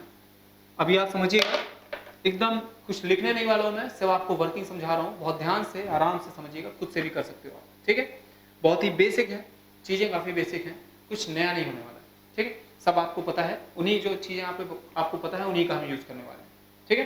तो देखिए सबसे पहले ये आप देखिए कि आर्मेचर और मैग्नेटिक फील्ड के बीच का एंगल कितना है, 0 है, ठीक। अच्छा, मैग्नेटिक फील्ड कितनी, मैग्नेटिक फ्लक्स कितना है इसका, तो मैग्नेटिक फ्लक्स इस केस में सिंपली हो जाएगा B, that is the field in the region, into A, that is area of the armature, into cos theta, theta is equal to 0, तो BA cos 0 this is 1, clear. So BA जो है ये इस समय magnetic flux हो जाएगा, ठीक है। अब आप बताइए कि अगर मैं इस फ्लक्स को चेंज कराता हूँ, ठीक है, अगर मैं इस फ्लक्स को चेंज करने की कोशिश करता हूँ, फ्लक्स को चेंज कराने के तरीके बहुत सारे हैं। एक तरीका क्या है, एक तरीका ये कि आप मैग्नेटिक फील्ड चेंज करा दो, लेकिन मैग्नेट कांस्टेंट रखें तो वो हो नहीं सकता। दूसरा तरीका क्या है, आप इस एरिया को कम ज़्यादा कर दो, क्योंकि वायर हमने पहले सेलेक्ट कर लिया तो हम एरिया को कम ज़्यादा नहीं करेंगे, लेकिन हम इस लूप को इस तरह से रोटेट कर सकते हैं, समझ पा रहे हो। हम इस लूप को अगर रोटेट करने लगे, इस आर्मेचर को हम रोटेट करने लगे, तो भी इस एरिया से जो फ्लक्स, जो फील्ड लाइंस क्रॉस कर रही हैं, इस एरिया को जो field lines, number of field lines cross कर रही हैं वो चेंज हो जाएंगी। आप इस तरह से समझो कि पूरे रीजन में magnetic fields left to right जा रही हैं, पूरे रीजन में magnetic fields left to right move कर रही हैं, लेकिन इस एरिया से कितनी फील्ड्स क्रॉस कर रही हैं, this will tells us about the magnetic flux through this loop, okay. अब हम इस एरिया का जो एरिया, इसका एरिया वेक्टर है उसको रोटेट कर रहे हैं बाय रोटेटिंग द आर्मेचर, ठीक है। हम इस आर्मेचर को अगर यूं रोटेट करेंगे तो अब बताओ जो मैग्नेटिक फील्ड लाइंस हैं जो इस एरिया को क्रॉस कर रही थी वो बढ़ेंगी कोई कम हो जाएंगी। जो मैग्नेटिक फील्ड लाइंस इस एरिया को क्रॉस कर रही थी, जब हम इसको रोटेट करेंगे इस तरह से वो कम होने लगेंगी, ठीक है, क्लियर। तो मैग्नेटिक फील्ड लाइंस अभी कम होने लगेंगी और इस समय पे मैग्नेटिक फील्ड लाइंस 0 हो जाएंगी। तो आप खुद बताओ, जब मैग्नेटिक फील्ड लाइंस कम हो रही है इसका मतलब क्या है, मैग्नेटिक फ्लक्स कम हो रहा है। मैग्नेटिक फ्लक्स कम हो रहा है इसका मतलब क्या है कि एक इंड्यूस्ड करंट इंड्यूस्ड हो जाएगा, एक करंट इंड्यूस्ड हो जाएगा इस आर्मेचर में, ठीक है। अब वो जो करंट इंड्यूस्ड होगा वो किस तरह से इंड्यूस्ड होगा इसकी बात अभी हम करेंगे, क्लियर। फिलहाल पहले फ्लक्स का ओरिएंटेशन देख लेते हैं। तो पहले फ्लक्स डिक्रीज हुआ अभी तक, ठीक। अब फ्लक्स अपोजिट डायरेक्शन में इंक्रीज हुआ, समझ पा रहे। फिर से फ्लक्स डिक्रीज हुआ और फिर फ्लक्स उसी पहले वाली डायरेक्शन में इंक्रीज होने लगा, ठीक। ये आपका पॉजिटिव एरिया वेक्टर है, this is your positive area vector, okay. So area vector अगर किसी जनरल टाइम में हम देखें, एरिया वेक्टर अगर हम किसी जनरल टाइम में देखें, general time, let us suppose the angle of velocity of rotation to be omega है, ओके। सो ओमेगा और थीटा और टाइम के रिलेशन से angular velocity omega is equal to angular displacement upon time, तो वहां से थीटा एंगल ऑफ रोटेशन आ जाएगा इसका, ठीक। एरिया वेक्टर कितने से रोटेट कर गया, थीटा एंगल से अगर एरिया वेक्टर रोटेट कर गया टी टाइम में, so this theta will be equals to omega into t, okay, because omega angular velocity is equals to theta upon time, theta is the angular displacement, so angular displacement theta will be equals to omega into t, ये हम जानते हैं, ठीक है। तो basically अभी आपको क्या समझना है कि यहाँ से लेके जब हम इसे रोटेट करके इस पोजीशन तक लेके आए, मतलब थीटा इक्वल्स टू 0 से जब थीटा इक्वल्स टू π/2 तक आया है, तो उतने में फ्लक्स क्या हुआ है, ये कम हुआ है। तो इसमें मैग्नेटिक फील्ड इंड्यूस्ड होगी, इसमें मैग्नेटिक फील्ड के कम होने की वजह से, मैग्नेटिक फील्ड लाइंस के कम होने की वजह से, फ्लक्स के कम होने की वजह से यहाँ पे एक इंड्यूस्ड करंट डेवलप होगा, जिसकी डायरेक्शन इस तरह से होगी कि वो इस डिक्रीज होने वाली मैग्नेटिक फील्ड लाइंस को इंक्रीज करेगा, मतलब इसको सपोर्ट करेगा। मीन्स यहाँ से मैग्नेटिक फील्ड लाइन बाहर आनी चाहिए, means current will be induced in anti clockwise direction, okay. तो करंट की एंटी क्लॉकवाइज डायरेक्शन में इंडक्शन होगा, ठीक। अब इस तरह से करंट इंड्यूस्ड हो रही है, यहाँ तक करंट इंड्यूस्ड हुई, यहाँ पे करंट ये मैक्सिमम होगी स्टूडेंट, ठीक है, कोई समस्या नहीं, कहीं कोई प्रॉब्लम नहीं। अब क्या होगा, अब सोचिए, खुद से सोचिए क्या होगा कि अब जो है ये मैग्नेटिक फ्लक्स 0 हो चुका है, अब मैग्नेटिक फ्लक्स 0 रहना चाहिए, लेकिन अब क्या होगा, फील्ड लाइंस इंक्रीज करने लगी अपोजिट डायरेक्शन में, तो क्या होगा, अब ये वाली फील्ड लाइंस इंक्रीज कर रही हैं स्टूडेंट्स, समझिएगा। थीटा इक्वल्स टू 90 पे हम हैं अभी, थीटा इक्वल्स टू 90 से लेके थीटा इक्वल्स टू 180 तक फील्ड लाइंस इंक्रीज करेंगी।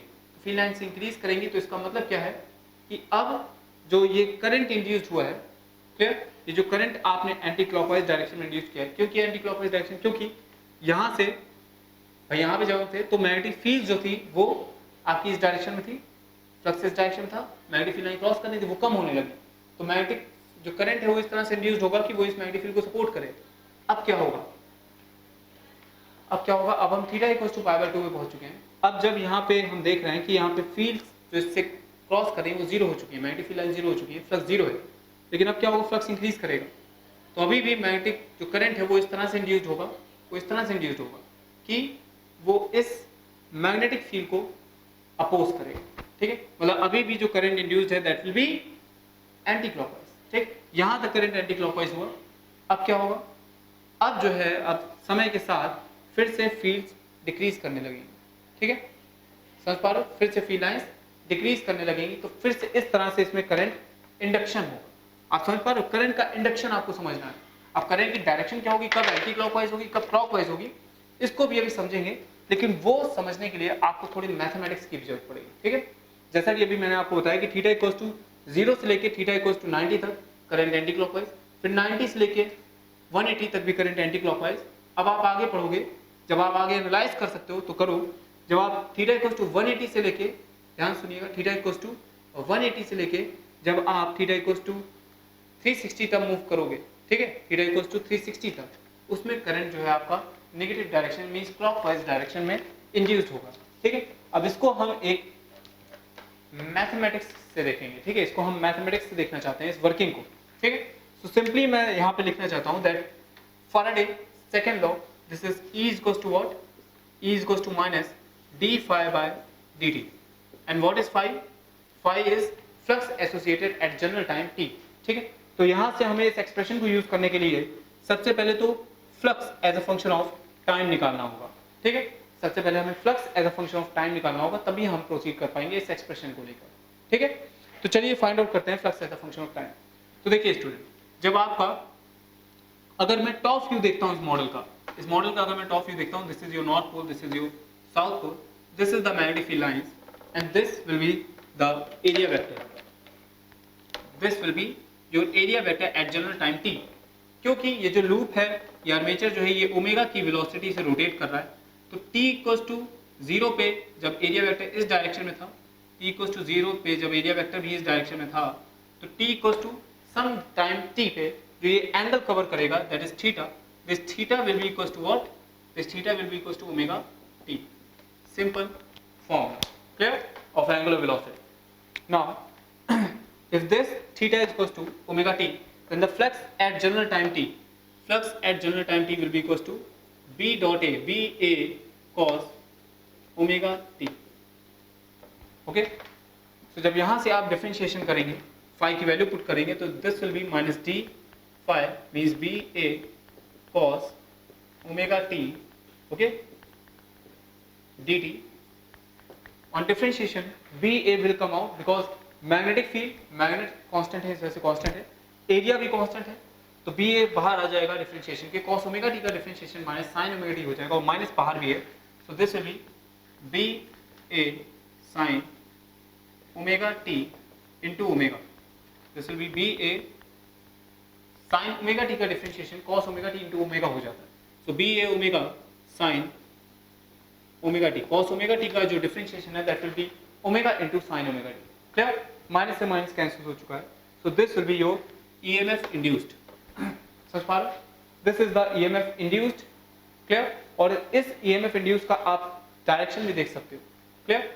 अगर यहाँ पे इस आर्मेचर में नंबर ऑफ टर्न्स जो है ये 1 है, तो यहाँ पे ये फॉर्मूला एज इट इज रहेगा। अगर नंबर ऑफ टर्न्स आपने बढ़ा दिए, suppose the number of turns on this coil is I, then the current will become I times, okay, or we can say EMF will become I times, flux will become N times, ठीक, flux जो है ये N times हो जाएगा। Suppose मैं क्या बोल रहा हूँ कि अगर यहाँ पे एक टर्न है तो फिर तो फॉर्मूला यही रहेगा EMF का, अगर यहाँ पे N नंबर ऑफ टर्न्स आ गए तो फ्लक्स भी जो है ये N phi हो जाएगा, इस वजह से यहाँ पे N एक बाहर आ जाएगा, so induced EMF will be equals to NB a omega NB omega sin omega t। मैंने ये फॉर्मूला आपको पहले बताया हुआ है, क्लियर, ये फॉर्मूला हम पहले पढ़ चुके हैं इस जगह, ठीक।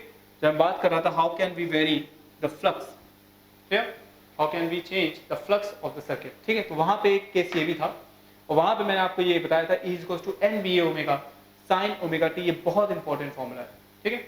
ये आपको बता रहा है कि इंड्यूस्ड EMF जो है वो किस तरह का जनरेट हो रहा है, तो इंड्यूस्ड EMF किस तरह का जनरेट हो रहा है, ये NBA omega sin omega t types का जनरेट हो रहा है। अभी इस फंक्शन को हम पढ़ेंगे, लेकिन आगे समझते हैं।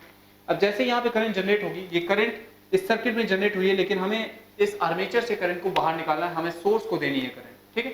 तो हम क्या करेंगे, यहाँ पे आपका वायर ये बाहर आया और यहाँ पे रिंग लगी हुई है। ये रिंग क्या करेगी, इस आर्मेचर को रोटेट करने में मदद करेगी। ये रिंग स्लिप करेगी आर्मेचर पे, ये मेटल रिंग है, ये मेटल रिंग आर्मेचर पे जब स्लिप करेगी तो करंट जो कि यहाँ से आ रहा होगा, जो करंट यहाँ से आ रहा होगा वो इस रिंग के थ्रू इस ब्रश में ट्रांसफर हो जाएगा और इस तरह से करंट आपके एक्सटर्नल सर्किट में जहाँ पे जरूरत है वहां पे चला जाएगा और यहाँ से ये करंट वापस। क्लियर? इसमें भी यही है, करंट जहाँ से जनरेट हो रहा है करंट वहीं पे वापस भी जाएगा, ठीक। करंट का सर्किट जो है ये क्लोज होना चाहिए, तभी चीजें हो पाएंगी, ठीक है। तो आप समझ पा रहे हो बार मैग्नेट्स की क्या जरूरत है फ्लक्स के लिए, स्लिप रिंग्स की क्या जरूरत है, जो करंट है उसको एक्सटर्नल सर्किट में सोर्स में जहाँ जरूरत है वहां ले जाने के लिए, ठीक है। ब्रशेस भी वही काम कर रहे हैं, कार्बन के ब्रशेस हैं, तो रिंग जो है ये रोटेट भी होती रहेगी और सर्किट से कॉन्टैक्ट में भी रहेगी। आर्मेचर जैसे कि आप जानते हो ये लूप है, क्लोज लूप, ठीक है। तो this is the working and this is your formula E equals to NBA omega sin omega t। अब इस फॉर्मूले को अच्छे से डिस्कस करते हैं यहाँ पे, ठीक है। देखिए स्टूडेंट्स, ये जो आपका EMF आया है this is your alternating EMF, clear? I have to rub this all. चलिए स्टूडेंट देखते हैं जो EMF हमारे पास आया है उसकी क्या कैरेक्टरिस्टिक्स हैं, ठीक। So the EMF will be NBA omega sin omega t। इस तरह से ये EMF प्रोड्यूस हुआ है। अब इस तरह से हम एक ऑल्टरनेटिंग करंट डायनामो को दिखाएंगे। This is the source of alternating current, this is our dynamo, ठीक। ये रिप्रेजेंटेशन होगा आपके AC सोर्स का, ठीक। किसी भी सर्किट से मान लीजिए अगर ये AC सोर्स लगता है तो उसमें जो करंट है वो ऑल्टरनेटिंग करंट ही जाएगी, ठीक है, because of this AC source, clear? Now E equals to NBA omega sin omega t। इसको हम इस तरह से भी लिख सकते हैं, E equals to this is induced EMF, this is maximum value of induced EMF E naught into sin omega t, ठीक है। ये आपकी इंड्यूस्ड EMF की मैक्सिमम वैल्यू है E नॉट, ठीक है। मान लीजिए सर्किट में आपका सिर्फ एक रेजिस्टर लगा हुआ है, clear? So V equals to IR की मदद से हम करंट भी निकाल सकते हैं इस सर्किट में। I equals to what, V by R, so E by R, this is simply E means E naught sin omega t divided by R, and this can be written as I is equals to I naught, where this I naught is equals to E naught by R sin omega t। ये alternating current हो जाएगा। This is your alternating current, this is your alternating EMF, this is your alternating EMF and this is your alternating current of the circuit, okay, clear?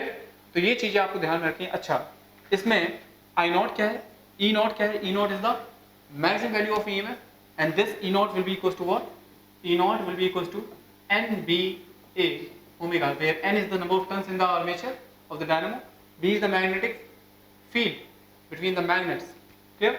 A is the area of the armature or we can say the loop, and omega is the angular velocity by which the dynamo is rotating, the armature of the dynamo is rotating, that angular velocity is omega, ठीक है। ध्यान रखिए यहाँ पे omega क्या है, कितनी तेजी से हम उसको डायनामो को रोटेट कर रहे हैं, आर्मेचर को रोटेट कर रहे हैं, इस पे डिपेंड करेगा अपनी EMF। जो EMF इंड्यूस्ड हो रहा है ये इस पे डिपेंड कर रहा है कि कितनी तेजी से आप उस डायनामो को रोटेट कर रहे हो, उसका एरिया कितना ज्यादा है, मैग्नेटिक फील्ड्स बीच में कितनी ज्यादा है, ठीक है, नंबर ऑफ टर्न्स आर्मेचर पे कितने हैं, ठीक है। इन सारी चीजों पे ये मैक्सिमम वैल्यू डिपेंड करेगी, ठीक है। तो ये सारी चीजें ध्यान में रखनी है आपको। किस किस ऐसे क्वेश्चन पूछा गया काफी बार कि डायनामो जो आपका EMF जनरेट करता है उसी EMF की मैक्सिमम वैल्यू किन किन फैक्टर्स पे डिपेंड करती है, क्या ये कॉइल के मटेरियल पे, उस आर्मेचर के मटेरियल पे भी डिपेंड करती है, ये सारी चीजें आपसे पूछी जा चुकी हैं, क्लियर? तो आप ये ध्यान रखिएगा, ठीक है, that E equals to E not sin omega t, I equals to I naught sin omega t। अगर इस EMF का अगर हम ग्राफ देखें with time, then the graph will be, the graph of this EMF with time will be just like this. This will be your EMF, E versus T का graph. ये एक sine curve हो जाएगा, एक sine curve हो जाएगा जहां पे साइन कर्व की जो मैक्सिमम वैल्यू होगी वो E नॉट होगी, मींस ये वाली मैक्सिमम वैल्यू, ये 1 कोई मत बोल देना, this is plus E naught, और ये जो मिनिमम वैल्यू होगी this will be minus E naught here, okay. I hope the things are very much clear to you, ठीक है। बहुत ही सिंपल और बेसिक चीजें हैं, बहुत ही सिंपल और बेसिक चीजें हैं, बहुत ही सिंपल, ठीक है। So this is your maximum and minimum value of the EMF of induced dynamo, EMF induced, clear? अब इसी तरह से जो करंट है ऑल्टरनेटिंग करंट, उसका ग्राफ भी आपका साइन का ही कर्व फॉलो कर रहा है। अगर सिर्फ एक रेजिस्टर लगा हुआ सर्किट में तो ठीक है, और इस ये जो करंट है इसकी जो वैल्यू होगी, जो करंट है इसकी वैल्यू जो होगी this will B maximum value I not होगी, और ये जो मिनिमम वैल्यू है this will be minus I not, ठीक है। और ये जो आई नॉट है ये आपका ई नॉट बाय आर है। अगर हम इसको एक ही ग्राफ में बनाना चाहें, ठीक है, अगर हम इसको एक ही ग्राफ में बनाना चाहें सो this will be like this, this will be like this. जहां EMF 0 है वहीं करंट भी 0 हो गया है, कंडीशन ये R इज ग्रेटर देन 1 है, तभी जो E नॉट बाय R है ये E नॉट से छोटा होगा। Clear? So this is your dotted line is of, dotted graph is of current versus time, ठीक है। So this is the representation of AC source, AC voltage source, ठीक है, AC voltage और AC current, alternating voltage और alternating current, ठीक है। बहुत ही basic चीज है, ठीक। आप देख सकते हैं यहाँ पे कि भाई हाफ साइकिल में जो EMF है ये पॉजिटिव है, बाकी की हाफ साइकिल में EMF निगेटिव है। मतलब अगर यहाँ बात करें तो हाफ साइकिल में यहाँ पे टाइम के टर्म में अगर बात करें तो यहाँ से ओमेगा टी की वैल्यू यहाँ पे पाई होगी, मीन्स टी की वैल्यू यहाँ पे पाई बाय ओमेगा होगी, और यहाँ पे अगर हम बात करें तो टी ओमेगा टी की वैल्यू यहाँ पे 2 पाई होगी, मीन्स टी की वैल्यू यहाँ पे 2 पाई बाय ओमेगा होगी। क्लियर? सो अगर हम 0 से पाई बाय ओमेगा के केस में बात करें, 0 से पाई बाय ओमेगा, तो उस केस में ये जो करंट है ये अगर क्लॉकवाइज है, सो पाई बाय ओमेगा से लेके 2 पाई बाय ओमेगा के केस में जो करंट है वो एंटी क्लॉकवाइज हो जाएगी, ठीक है। और करंट का वेरिएशन जैसे पॉजिटिव है वैसे ही नेगेटिव में भी है, तो इसकी एवरेज वैल्यू अगर आप निकालोगे, इसकी एवरेज वैल्यू अगर आप 0 से पाई बाय ओमेगा के बीच में निकालोगे, ठीक है, you can find it by yourself. If you find the value, the average value between 0 to pi by omega, then this will be what? This will be simply 2 by pi, ठीक है। Average value जो है ये 2 by pi आ जाएगी अगर आप ये average value 0 से pi by ओमेगा के बीच में निकाल रहे हो तो। लेकिन अगर आप ये एवरेज वैल्यू 0 से 2 pi by ओमेगा के बीच में निकाल रहे हो तो ये एवरेज वैल्यू 0 हो जाएगी। क्लियर? क्यों? क्योंकि जितने आपको नंबर्स हैं वो पॉजिटिव जितने मिलेंगे उतने ही नेगेटिव में मिलेंगे, जितना ये ग्राफ ऊपर है उतना ही ये ग्राफ नीचे भी है। क्लियर? और अगर आप इसकी RMS वैल्यू निकालते हो, क्लियर, इसकी RMS वैल्यू अगर आप निकालोगे then this will be E not by √2। Clear? The RMS value of this EMF, इस EMF की जो RMS वैल्यू आएगी ERMS, this will be what? This will be E not by √2 and its average value will be 0. Again, अगर आप इस current की RMS value निकालेंगे, this RMS value IRMS will be equals to what? आप निकाल के देखेंगे। क्लियर? मैंने अभी आपको काफी प्रॉब्लम लगवाई हैं एवरेज वैल्यू और RMS वैल्यू पे, तो उसी को फॉलो करते हुए IRMS will be equals to I naught by √2 and I average will be equals to 0 in the interval 0 to 2 pi। लेकिन अगर आप आई एवरेज निकालते हो 0 से पाई के बीच में, then this will be nothing but 2 by pi, this will be nothing but 2 by pi. Okay, so I hope the things are very much clear. अब हम इस AC सोर्स को, इस AC वोल्टेज को अब हम एक बार रेजिस्टर के अक्रॉस अप्लाई करेंगे, एक बार इंडक्टर के अक्रॉस अप्लाई करेंगे, कैपेसिटर के अक्रॉस अप्लाई करेंगे, फिर LCR मींस इंडक्टर, कैपेसिटर और रेजिस्टर के तीनों के सीरीज के सर्किट में इसको हम अप्लाई करेंगे। ठीक है, तो चलिए स्टार्ट करते हैं अपना discussion. Clear? So you have to note down each and every point of this simple discussion. Okay, so now let us talk about this alternating current, some things related to this alternating current. Okay, so ये आपका alternating current है I equals to I naught sin omega t plus 5, जो कि इस alternating EMF से generate हुआ है। Clear? This E equals to E naught sin omega t plus 5। अब यहाँ पे मैंने आपको पूरा बता रखा है कि किस तरह से हमने ये करंट, ये EMF जनरेट किया, इस EMF को इंड्यूस किया और इसकी वजह से हमारा करंट एग्जिस्टेंस में आया है। ठीक है, तो ये जो करंट है इसका आप नेचर जानते हो कि पहले ये करंट हाफ साइकिल में पॉजिटिव होगा, फिर अगली हाफ साइकिल में नेगेटिव होगा। वहाँ पे जो करंट आया था, वहाँ पे जो EMF आया था वो साइन ओमेगा टी था, E equal to E naught sine omega t. लेकिन यहाँ पे मैंने एक 5 भी ऐड किया है। क्यों? क्योंकि उस केस में हमने एक एजम्पशन माना था स्टूडेंट्स कि at t equals to 0 our angle between flux, our angle between area vector and magnetic field will be 0। लेकिन ऐसा हो सकता है कि एंगल कुछ भी हो, क्लियर, एंगल कुछ और भी तो हो सकता है, एंगल 90 भी हो सकता है, एंगल थीटा, कोई जनरल थीटा भी हो सकता है. So this phi will tell us about the angle between the magnetic field and the area vector at equals to 0. ठीक है. तो ये फाई हमें सब कुछ बताएगा. ठीक है.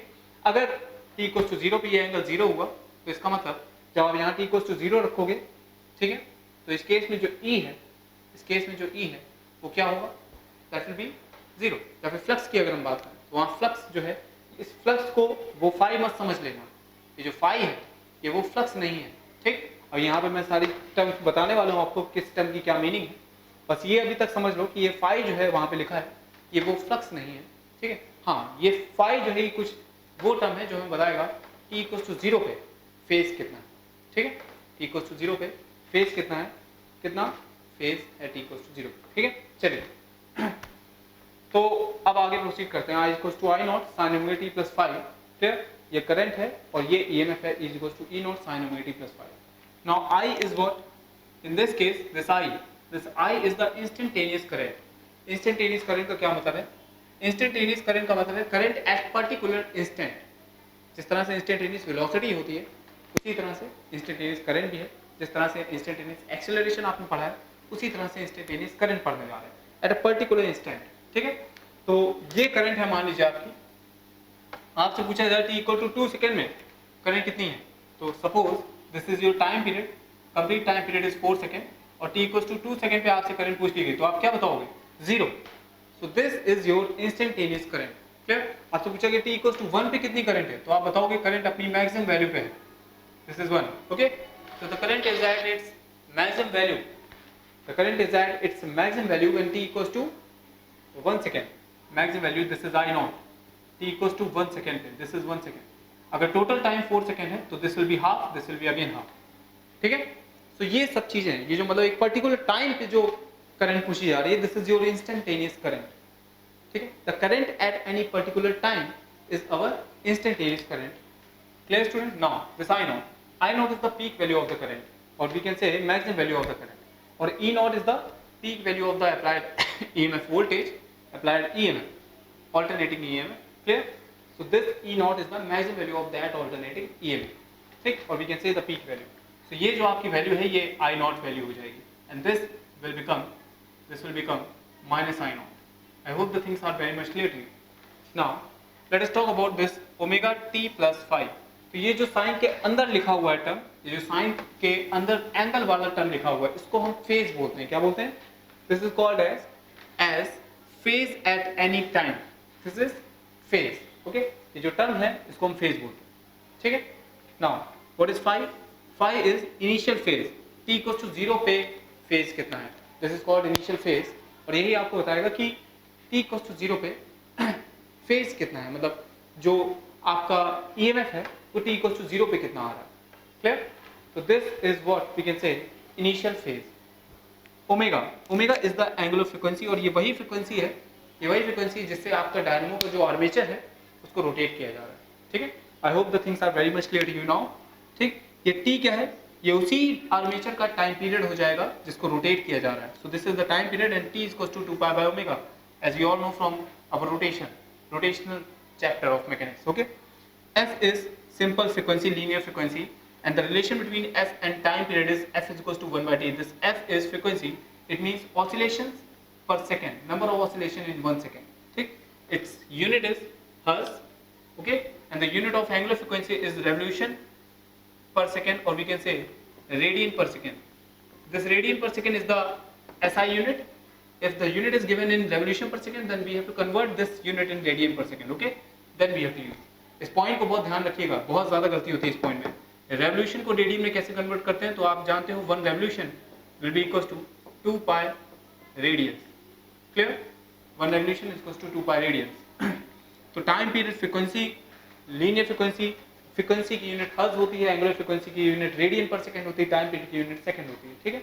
Now some important point that distinguish between alternating current and DC current. तो पहला पॉइंट ये है, it can means it what? AC current. AC current cannot produce chemical effect such as electroplating और इलेक्ट्रोलिसिस। इलेक्ट्रोलिसिस में आप जानते हो कि भाई हम दो मेटल के इलेक्ट्रोड्स लेते हैं और मेटल का ही सॉल्यूशन लेते हैं, ठीक है, और उन दोनों को कनेक्ट कर देते हैं, फिर उसमें हम करंट ट्रेवल कराते हैं, करंट फ्लो कराते हैं, जिसकी वजह से हमारे इलेक्ट्रोकेमिकल चेंजेस होते हैं, ठीक है, मीन्स हमारी जो इलेक्ट्रिकल एनर्जी है वो केमिकल एनर्जी में स्टोर हो जाती है। तो ये काम आप डीसी सोर्स से कराते थे, डीसी सोर्स से हम करा सकते हैं, लेकिन ये काम हम इस एसी सोर्स से नहीं करा सकते, क्योंकि एक बार करंट पॉजिटिव जाएगी, एक बार करंट नेगेटिव आएगी, जो भी केमिकल चेंजेस हुए होंगे वो रिवर्स कर जाएंगे एक कंप्लीट साइकिल के लिए, ठीक है। तो इस वजह से it can not produce chemical effects such as electroplating and electrolysis. Okay, now second point, it can be stepped up, this alternating current can be stepped up, means उसका पोटेंशियल बढ़ाया जा सकता है, स्टेप्ड अप और step down उसका potential कम किया जा सकता है by transformer, but DC can not. DC को हम ट्रांसफार्मर से स्टेप अप और स्टेप डाउन नहीं करा सकते, ठीक है। So these two are the basic difference between the AC current and DC current, clear? These are very important difference, can be asked in board, in JEE, clear? Or you have to learn it by heart and you have to note down these points, clear? So just note down, then we will discuss about the application of this alternating current when the alternating current is applied on the resistance, on the inductance or on the capacitor. Okay, so let us discuss. Okay, so now let us talk about this phasors diagram, ठीक है। तो phasors diagram का मतलब क्या है कि phase से related, और फेज अभी हमने देखा कि मान लीजिए करंट है I equals to I naught sin omega t plus phi, then omega t plus phi is equals to phase, clear? And at t equals to 0 the phase is phi, clear? तो ये आपकी कुछ phase की बात हो गई। अब phasors diagram हमें फेज के बारे में बताएगा पहली चीज, clear? तो this will tells us about the phase relation between currents and EMFs। किस टाइप के करंट? ऑल्टरनेटिंग करंट्स और ऑल्टरनेटिंग EMFs। अब हम जो भी आगे बात करेंगे उसमें करंट जो है वो ऑल्टरनेटिंग और EMF जो है वो ऑल्टरनेटिंग EMF ही होने वाला है, ठीक है।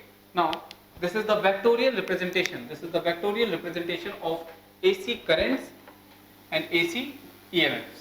Okay, this is the vectorial representation. हमें चीजें सॉल्व करने में ज्यादा आसानी होगी फेजर्स को ध्यान में रखते हुए, ठीक है। तो आगे समझते हैं। तो बहुत ही सिंपल और बहुत ही बेसिक टॉपिक है। A phasors is a vector which rotates about the origin, with angular velocity omega, and its length is directly proportional to the maximum value of quantity, of physical quantity. For example, I equals to I naught sin omega t है। अगर इसका phasor हमें बताना है, ये phasor क्या है? ये एक वेक्टोरियल रिप्रेजेंटेशन होगा इस करंट वेक्टर का, ठीक है। इस करंट का एक वेक्टोरियल रिप्रेजेंटेशन है जहां पे ये I नॉट जो है ये उसकी वैल्यू बताएगा, ठीक है, उसकी लेंथ बताएगा, और this omega t will tell us about its phase, clear? So suppose if we consider that this is the vector, this is the vectorial representation of I, this is I is equals to I naught sin omega t। Let us suppose, हमने एक minute के लिए मान लिया कि भाई I equals to I naught पे जो वेक्टर है वो इस तरह से दिख रहा है, clear? Let it to be horizontal. Now हम एक वेक्टर को फिक्स करके बाकी सारे वेक्टर्स निकाल सकते हैं। मैं क्या बोल रहा हूँ? मैं ये बोल रहा हूँ कि ये जो करंट है, ये जो करंट आपके आ रहे हैं, ये एक वेक्टर क्वांटिटी को में लेके चलो इसे, तभी चीजें सिंप्लीफाई हो पाएंगी, ठीक है। हमें क्या करना है, ये जो सारे करंट्स हैं, हम कह रहे हैं ये करंट का मैग्नीट्यूड है and this is the associated direction. This will tells us about the magnitude, this will tells us about the direction. फिर ये एक्चुअली में ऐसा नहीं है, ये एक हाइपोथेटिकल सिचुएशन है, ठीक है। आपको ये बिल्कुल नहीं कहना है कि करंट वेक्टर क्वांटिटी है क्या, नहीं, करंट एक स्केलर क्वांटिटी है, ठीक है। लेकिन आप जो करंट का वेरिएशन दिखा रहे हो, ठीक है, this will tells us about the vector quantity. अभी अच्छे से बात करेंगे। अच्छा, आप ये बताओ कि इन दोनों के बीच में क्या डिफरेंसेस हैं? What is the difference between these two? I1 is equals to I naught sin omega t and I2 is equals to I naught sin omega t plus phi। इसका क्या मतलब है? इसका मतलब ये है कि t equals to 0 पे, यहाँ पे अगर t equals to 0 रखोगे तो करंट 0 हो जाएगी, लेकिन यहाँ अगर t equals to 0 रखते हो आप तो करंट 0 नहीं है, करंट की कुछ ना कुछ पॉजिटिव वैल्यू जरूर है, करंट की एक पॉजिटिव वैल्यू है, ठीक। अगर हम इसका ग्राफ बना रहे हैं, इन दोनों का ग्राफ बनाते हैं एक ही एक्सेस में, तो इसको समझने की जरूरत है, यहां से आप सब समझ जाओगे। If we will draw the graph of I1 versus t, then this will be like this. ये इस तरह से आपका I1 वर्सेस t ग्राफ है। इसका जो मैग्नीट्यूड है, इसकी जो पीक वैल्यू है ये I0 है, मिनिमम पीक वैल्यू भी I माइनस I0 हो जाएगी, ठीक है। Now let us draw the graph of this I2। याद रखिएगा t इक्वल्स टू 0 पे, ये तो 0 था लेकिन ये 0 नहीं, ठीक है। तो t इक्वल्स टू 0 पे इसकी वैल्यू कुछ पॉजिटिव वैल्यू है। It means this graph shifts backward, this graph will shift backward, clear. इस तरह से ये ग्राफ जो है ये पीछे शिफ्ट हो चुका है। I hope the things are very much clear. जो ग्राफ है आपका ये इस तरह से पीछे शिफ्ट हुआ है। Let me make it more clear, let us make it more clear. ये ग्राफ जो है आपका ये इस तरह से पीछे शिफ्ट कर चुका है ये, ठीक है। आप देख पा रहे हो ये जो आपका ग्राफ पीछे शिफ्ट किया है, ये कितने टाइम से शिफ्ट किया होगा? ये इस एंगल से शिफ्ट किया, इस फाई के एंगल से, ठीक। अगर आप यहाँ पे ग्राफ जो है ये टाइम के साथ नहीं एंगल के साथ बनाते हो, let the graph will be with omega t, ठीक है, between omega t and I, then the shift will be of phi, this shift will be of 5 degree, 5 degree का शिफ्ट हुआ है। आप समझ सकते हो मेरी बात? क्या मैंने क्या कहा? टी इक्वल्स टू 0 पे ये जो आपका करंट है ये इस ग्राफ के लिए this represents your I1 and this will represent your I2। I hope the things are very much clear. आप जानते हो अच्छे से कि अगर आपके टी में, आपके ओमेगा टी में एक पॉजिटिव फंक्शन का एडिशन हो रहा है, फिर आप अच्छे से जानते हो शिफ्टिंग प्रॉपर्टीज आपने पढ़ी है, एफ ऑफ एक्स मैथमेटिक्स में एफ ऑफ एक्स का ग्राफ आपने पढ़ा है, उसके बाद आपने एफ ऑफ एक्स प्लस ए का ग्राफ पढ़ा है। तो याद होगा जब एक्स में ए प्लस होता है तो graph left hand side shift हो जाता है, तो वही शिफ्टिंग ही तो हो रही है। समझ पा रहे हो? हम ओमेगा टी की जगह पे एक्स रख रहे हैं, एक्स की जगह पे ओमेगा टी रख रहे हैं, तो अगर ओमेगा टी में हमने कुछ प्लस किया, फाई प्लस किया, तो ग्राफ जो है ये फाई डिस्टेंस से शिफ्ट कर जाएगा। क्लियर? ये मैथमेटिक्स का सिंपल रूल है, ये आपको यहाँ से कंपेयर करके आप ये निकाल सकते हो। I hope the things are very much clear to you now, ठीक है। तो अगर इस चीज को अगर हमें फेज के रूप में दिखाना हो, हम जानते हैं ये दोनों करंट डिफरेंट है, क्या ये दोनों करंट सेम है? नहीं, इन करंट में कोई वेरिएशन है। क्या वेरिएशन है? क्या इनके मैग्नीट्यूड में वेरिएशन है? क्या इनकी पीक में वेरिएशन है? नहीं, इनके फेज में वेरिएशन है। तो हमें इनको डिफरेंट फेज से दिखाना होगा। इनके लिए हम, इन करंट के लिए हम फेजर्स डायग्राम यूज करते हैं, ठीक है। हम जो भी एसी करंट में आप बात करेंगे वो फेजर डायग्राम के ही बेसिस पे बात करेंगे, ठीक है। फेजर डायग्राम से चीजें जो है वो बहुत सिंपल लगने लगती है, ठीक है।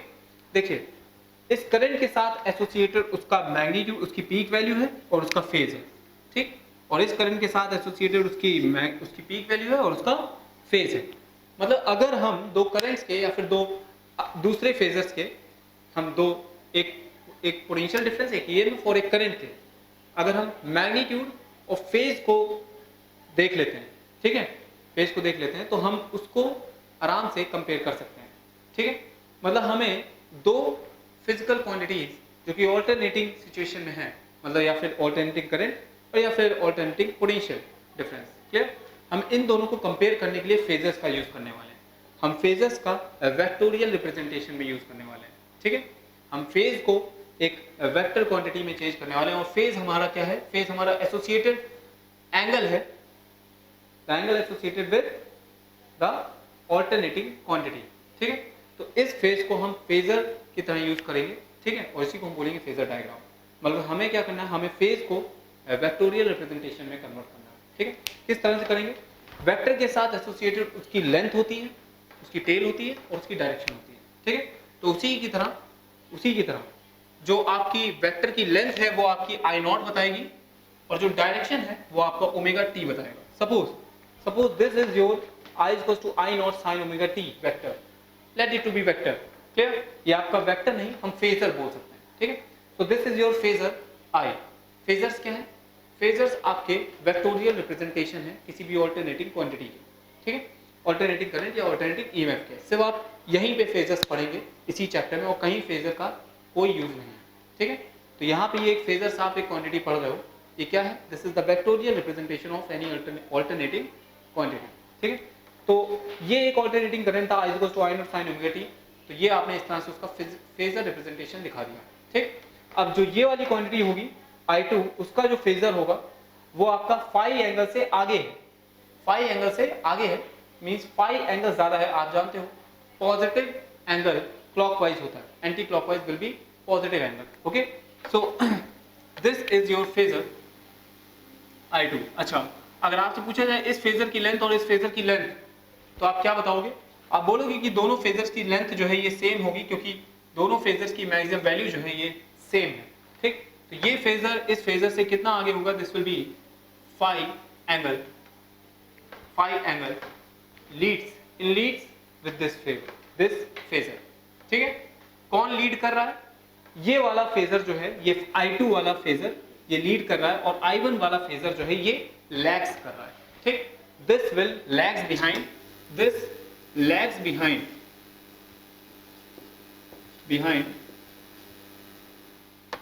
this lags behind I2 by 5, and this leads away phi1, this leads away I1 by 5। clear?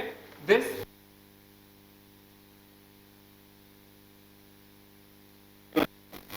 by okay, कौन लीड कर रहा है?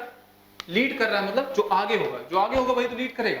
तो कौन आगे है? आप देख पा रहे हो यहाँ पे ये I2 जो है ये आगे है, ये जल्दी रिएक्शन कर रहा है। ठीक है, इसका काम जल्दी हो रहा है, ये जल्दी, ये t equals to omega t equals to -5 पे इसकी वैल्यू 0 हुई है। ठीक है, और ये ओमेगा t इक्वल्स टू 0 पे 0 हुआ है। समझ पा रहे हो? तो ये डिफरेंस है बिटवीन दीज टू करंट्स। इन दोनों करंट में डिफरेंस क्या है ये आपको समझना पड़ेगा। ठीक है, या आप मैथमेटिक्स से सिंपली समझ सकते हो, इनके ग्राफ बना के सिंपली समझ सकते हो। अगर मैं बात करूं I3 की, I3 equals to I0 sin omega t -5, तो I3 जो है स्टूडेंट्स ये आपका लैग करेगा, ये आपका I1 के भी लैग करेगा और I2 से भी लैग करेगा।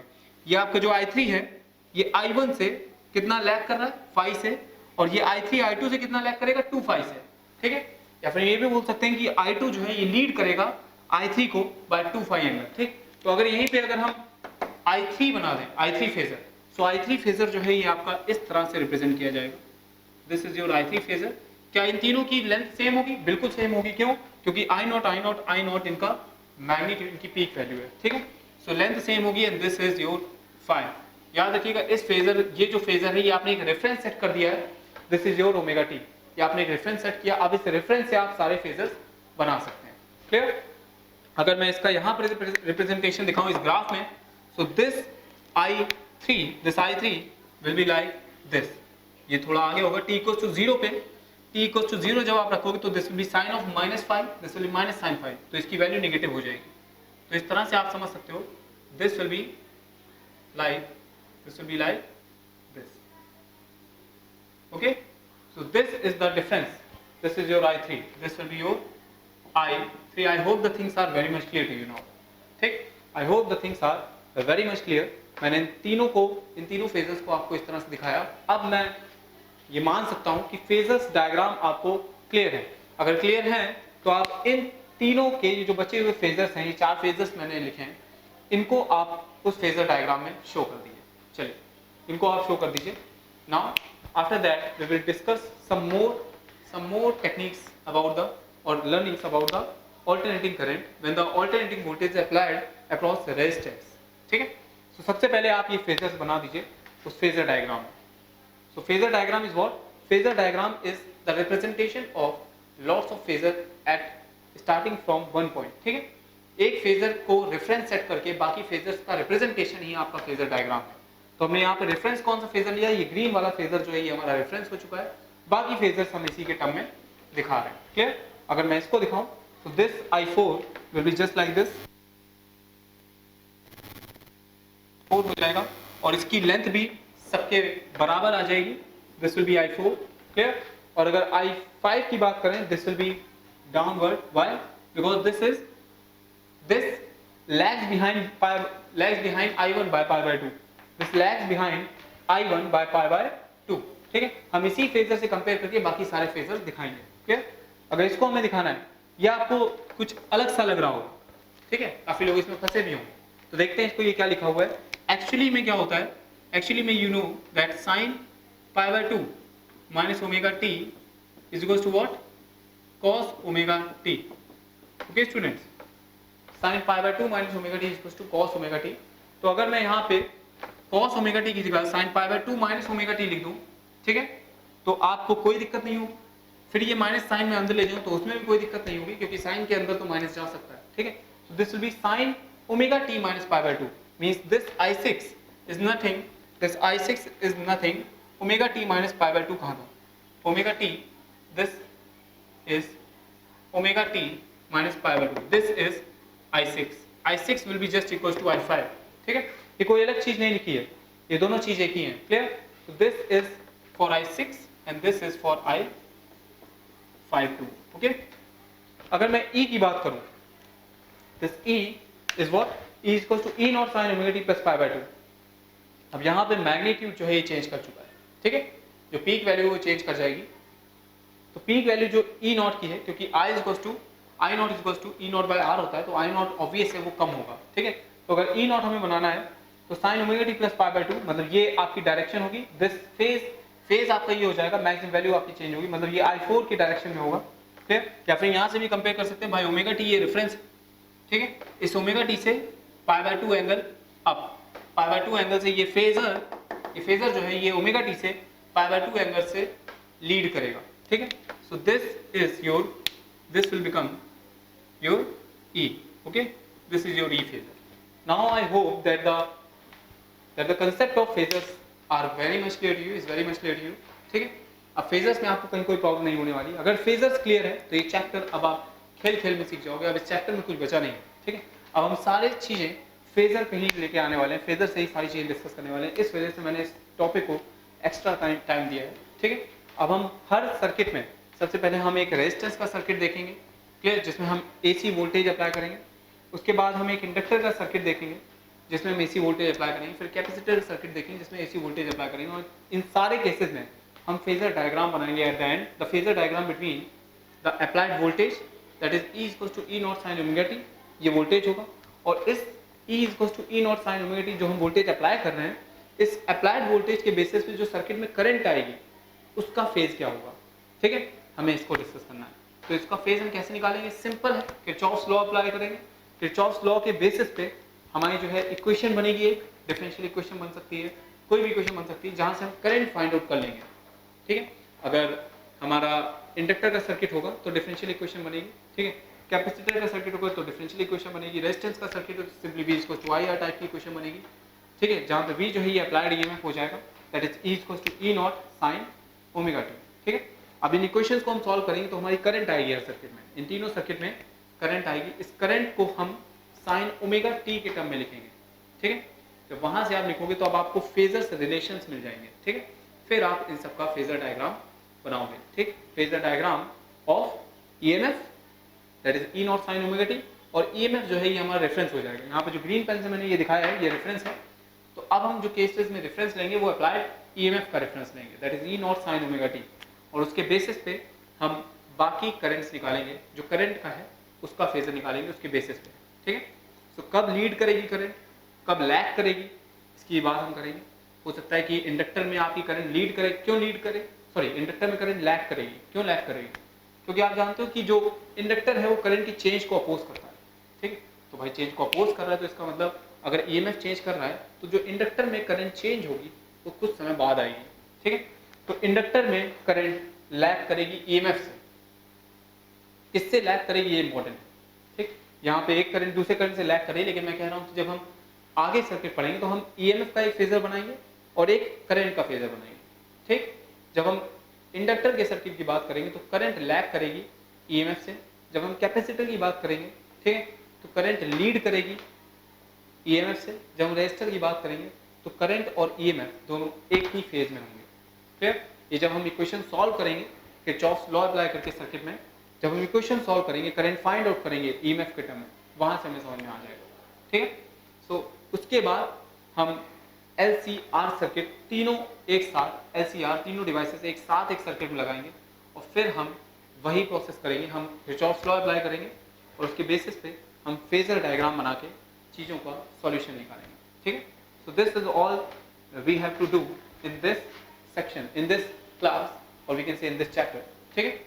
ऑल्टरनेटिंग करंट चैप्टर चल रहा है, बहुत ही इंपॉर्टेंट और बेसिक चैप्टर है, चीज़ें आप नोट करते हुए चल रहे होगे और इसके बाद वाला जो चैप्टर आने वाला है that will be the last chapter of our magnetism. बहुत ही सिंपल बेसिक छोटा चैप्टर है, ये भी छोटा है वो भी छोटा होगा। फिर 6 लेक्चर्स में, नेक्स्ट 6 लेक्चर्स में you will complete your whole magnetism. Okay, बहुत ही इंपॉर्टेंट सेक्शन कंप्लीट हुआ है, इलेक्ट्रोस्टैटिक के बाद इलेक्ट्रिसिटी एंड देन मैग्नेटिज्म। तो बहुत ही अच्छे से ये तीनों चीज़ें आपकी मैंने कंप्लीट करी हैं। I hope the things are very much clear you. ठीक है, चीज़ें बहुत स्मूथ हो रही होंगी, क्लियर, क्योंकि आपने भी जो है प्रीडिंग्स के साथ सब कुछ किया है, आप क्वेश्चन सॉल्व करते हुए चले हो। ठीक है, और कोई भी लेक्चर आपने मिस नहीं किया है।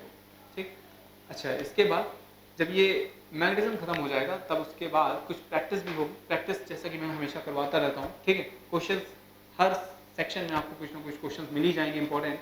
ठीक है, अच्छे क्वेश्चन। देखिए, एक चीज़ ये है जो मैं बोलना चाहूँगा, क्वेश्चन जो है अच्छे क्वेश्चन जितने भी मिले तुरंत लगा लेना चाहिए। ठीक है, उनका कंसेप्ट अलग जगह नोट कर लेना चाहिए। जो लर्निंग्स आप सीख रहे हो इनसे, मेरे क्वेश्चन से जो लर्निंग सीखते हो उनको अलग लिख लिया करो कहीं। ठीक है, या फिर जिस पेज पे आप नोट बना रहे हो रेड पेन से ही वहाँ पे लर्निंग्स लिख लिया करो, क्योंकि वो जो लर्निंग्स हैं वो बहुत इंपॉर्टेंट है। जैसे कि मैंने जब एलसी ऑसिलेशंस की बात करी थी तो वहाँ मैंने ज़्यादा नहीं एक क्वेश्चन लगवाया, लेकिन बहुत अच्छा क्वेश्चन लगवाया था। ठीक है, जब मैंने एलआर सर्किट की बात करी थी, करंट ग्रोथ और करंट डिके की हमने बात करी, तो वहाँ मैंने 2 क्वेश्चन लगवाए थे, लेकिन बहुत अच्छे क्वेश्चन लगवाए थे। ठीक है, सो एक क्वेश्चन से 2 क्वेश्चन से अगर आपके कंसेप्ट पूरा क्लियर हो रहा है तो वो क्वेश्चन बहुत इंपॉर्टेंट क्वेश्चन होते हैं। उनसे जो भी आप सीख रहे हो, जो भी सीख रहे हो उनको अलग रेड पेन से जरूर लिखो। ठीक है, so just note down each and every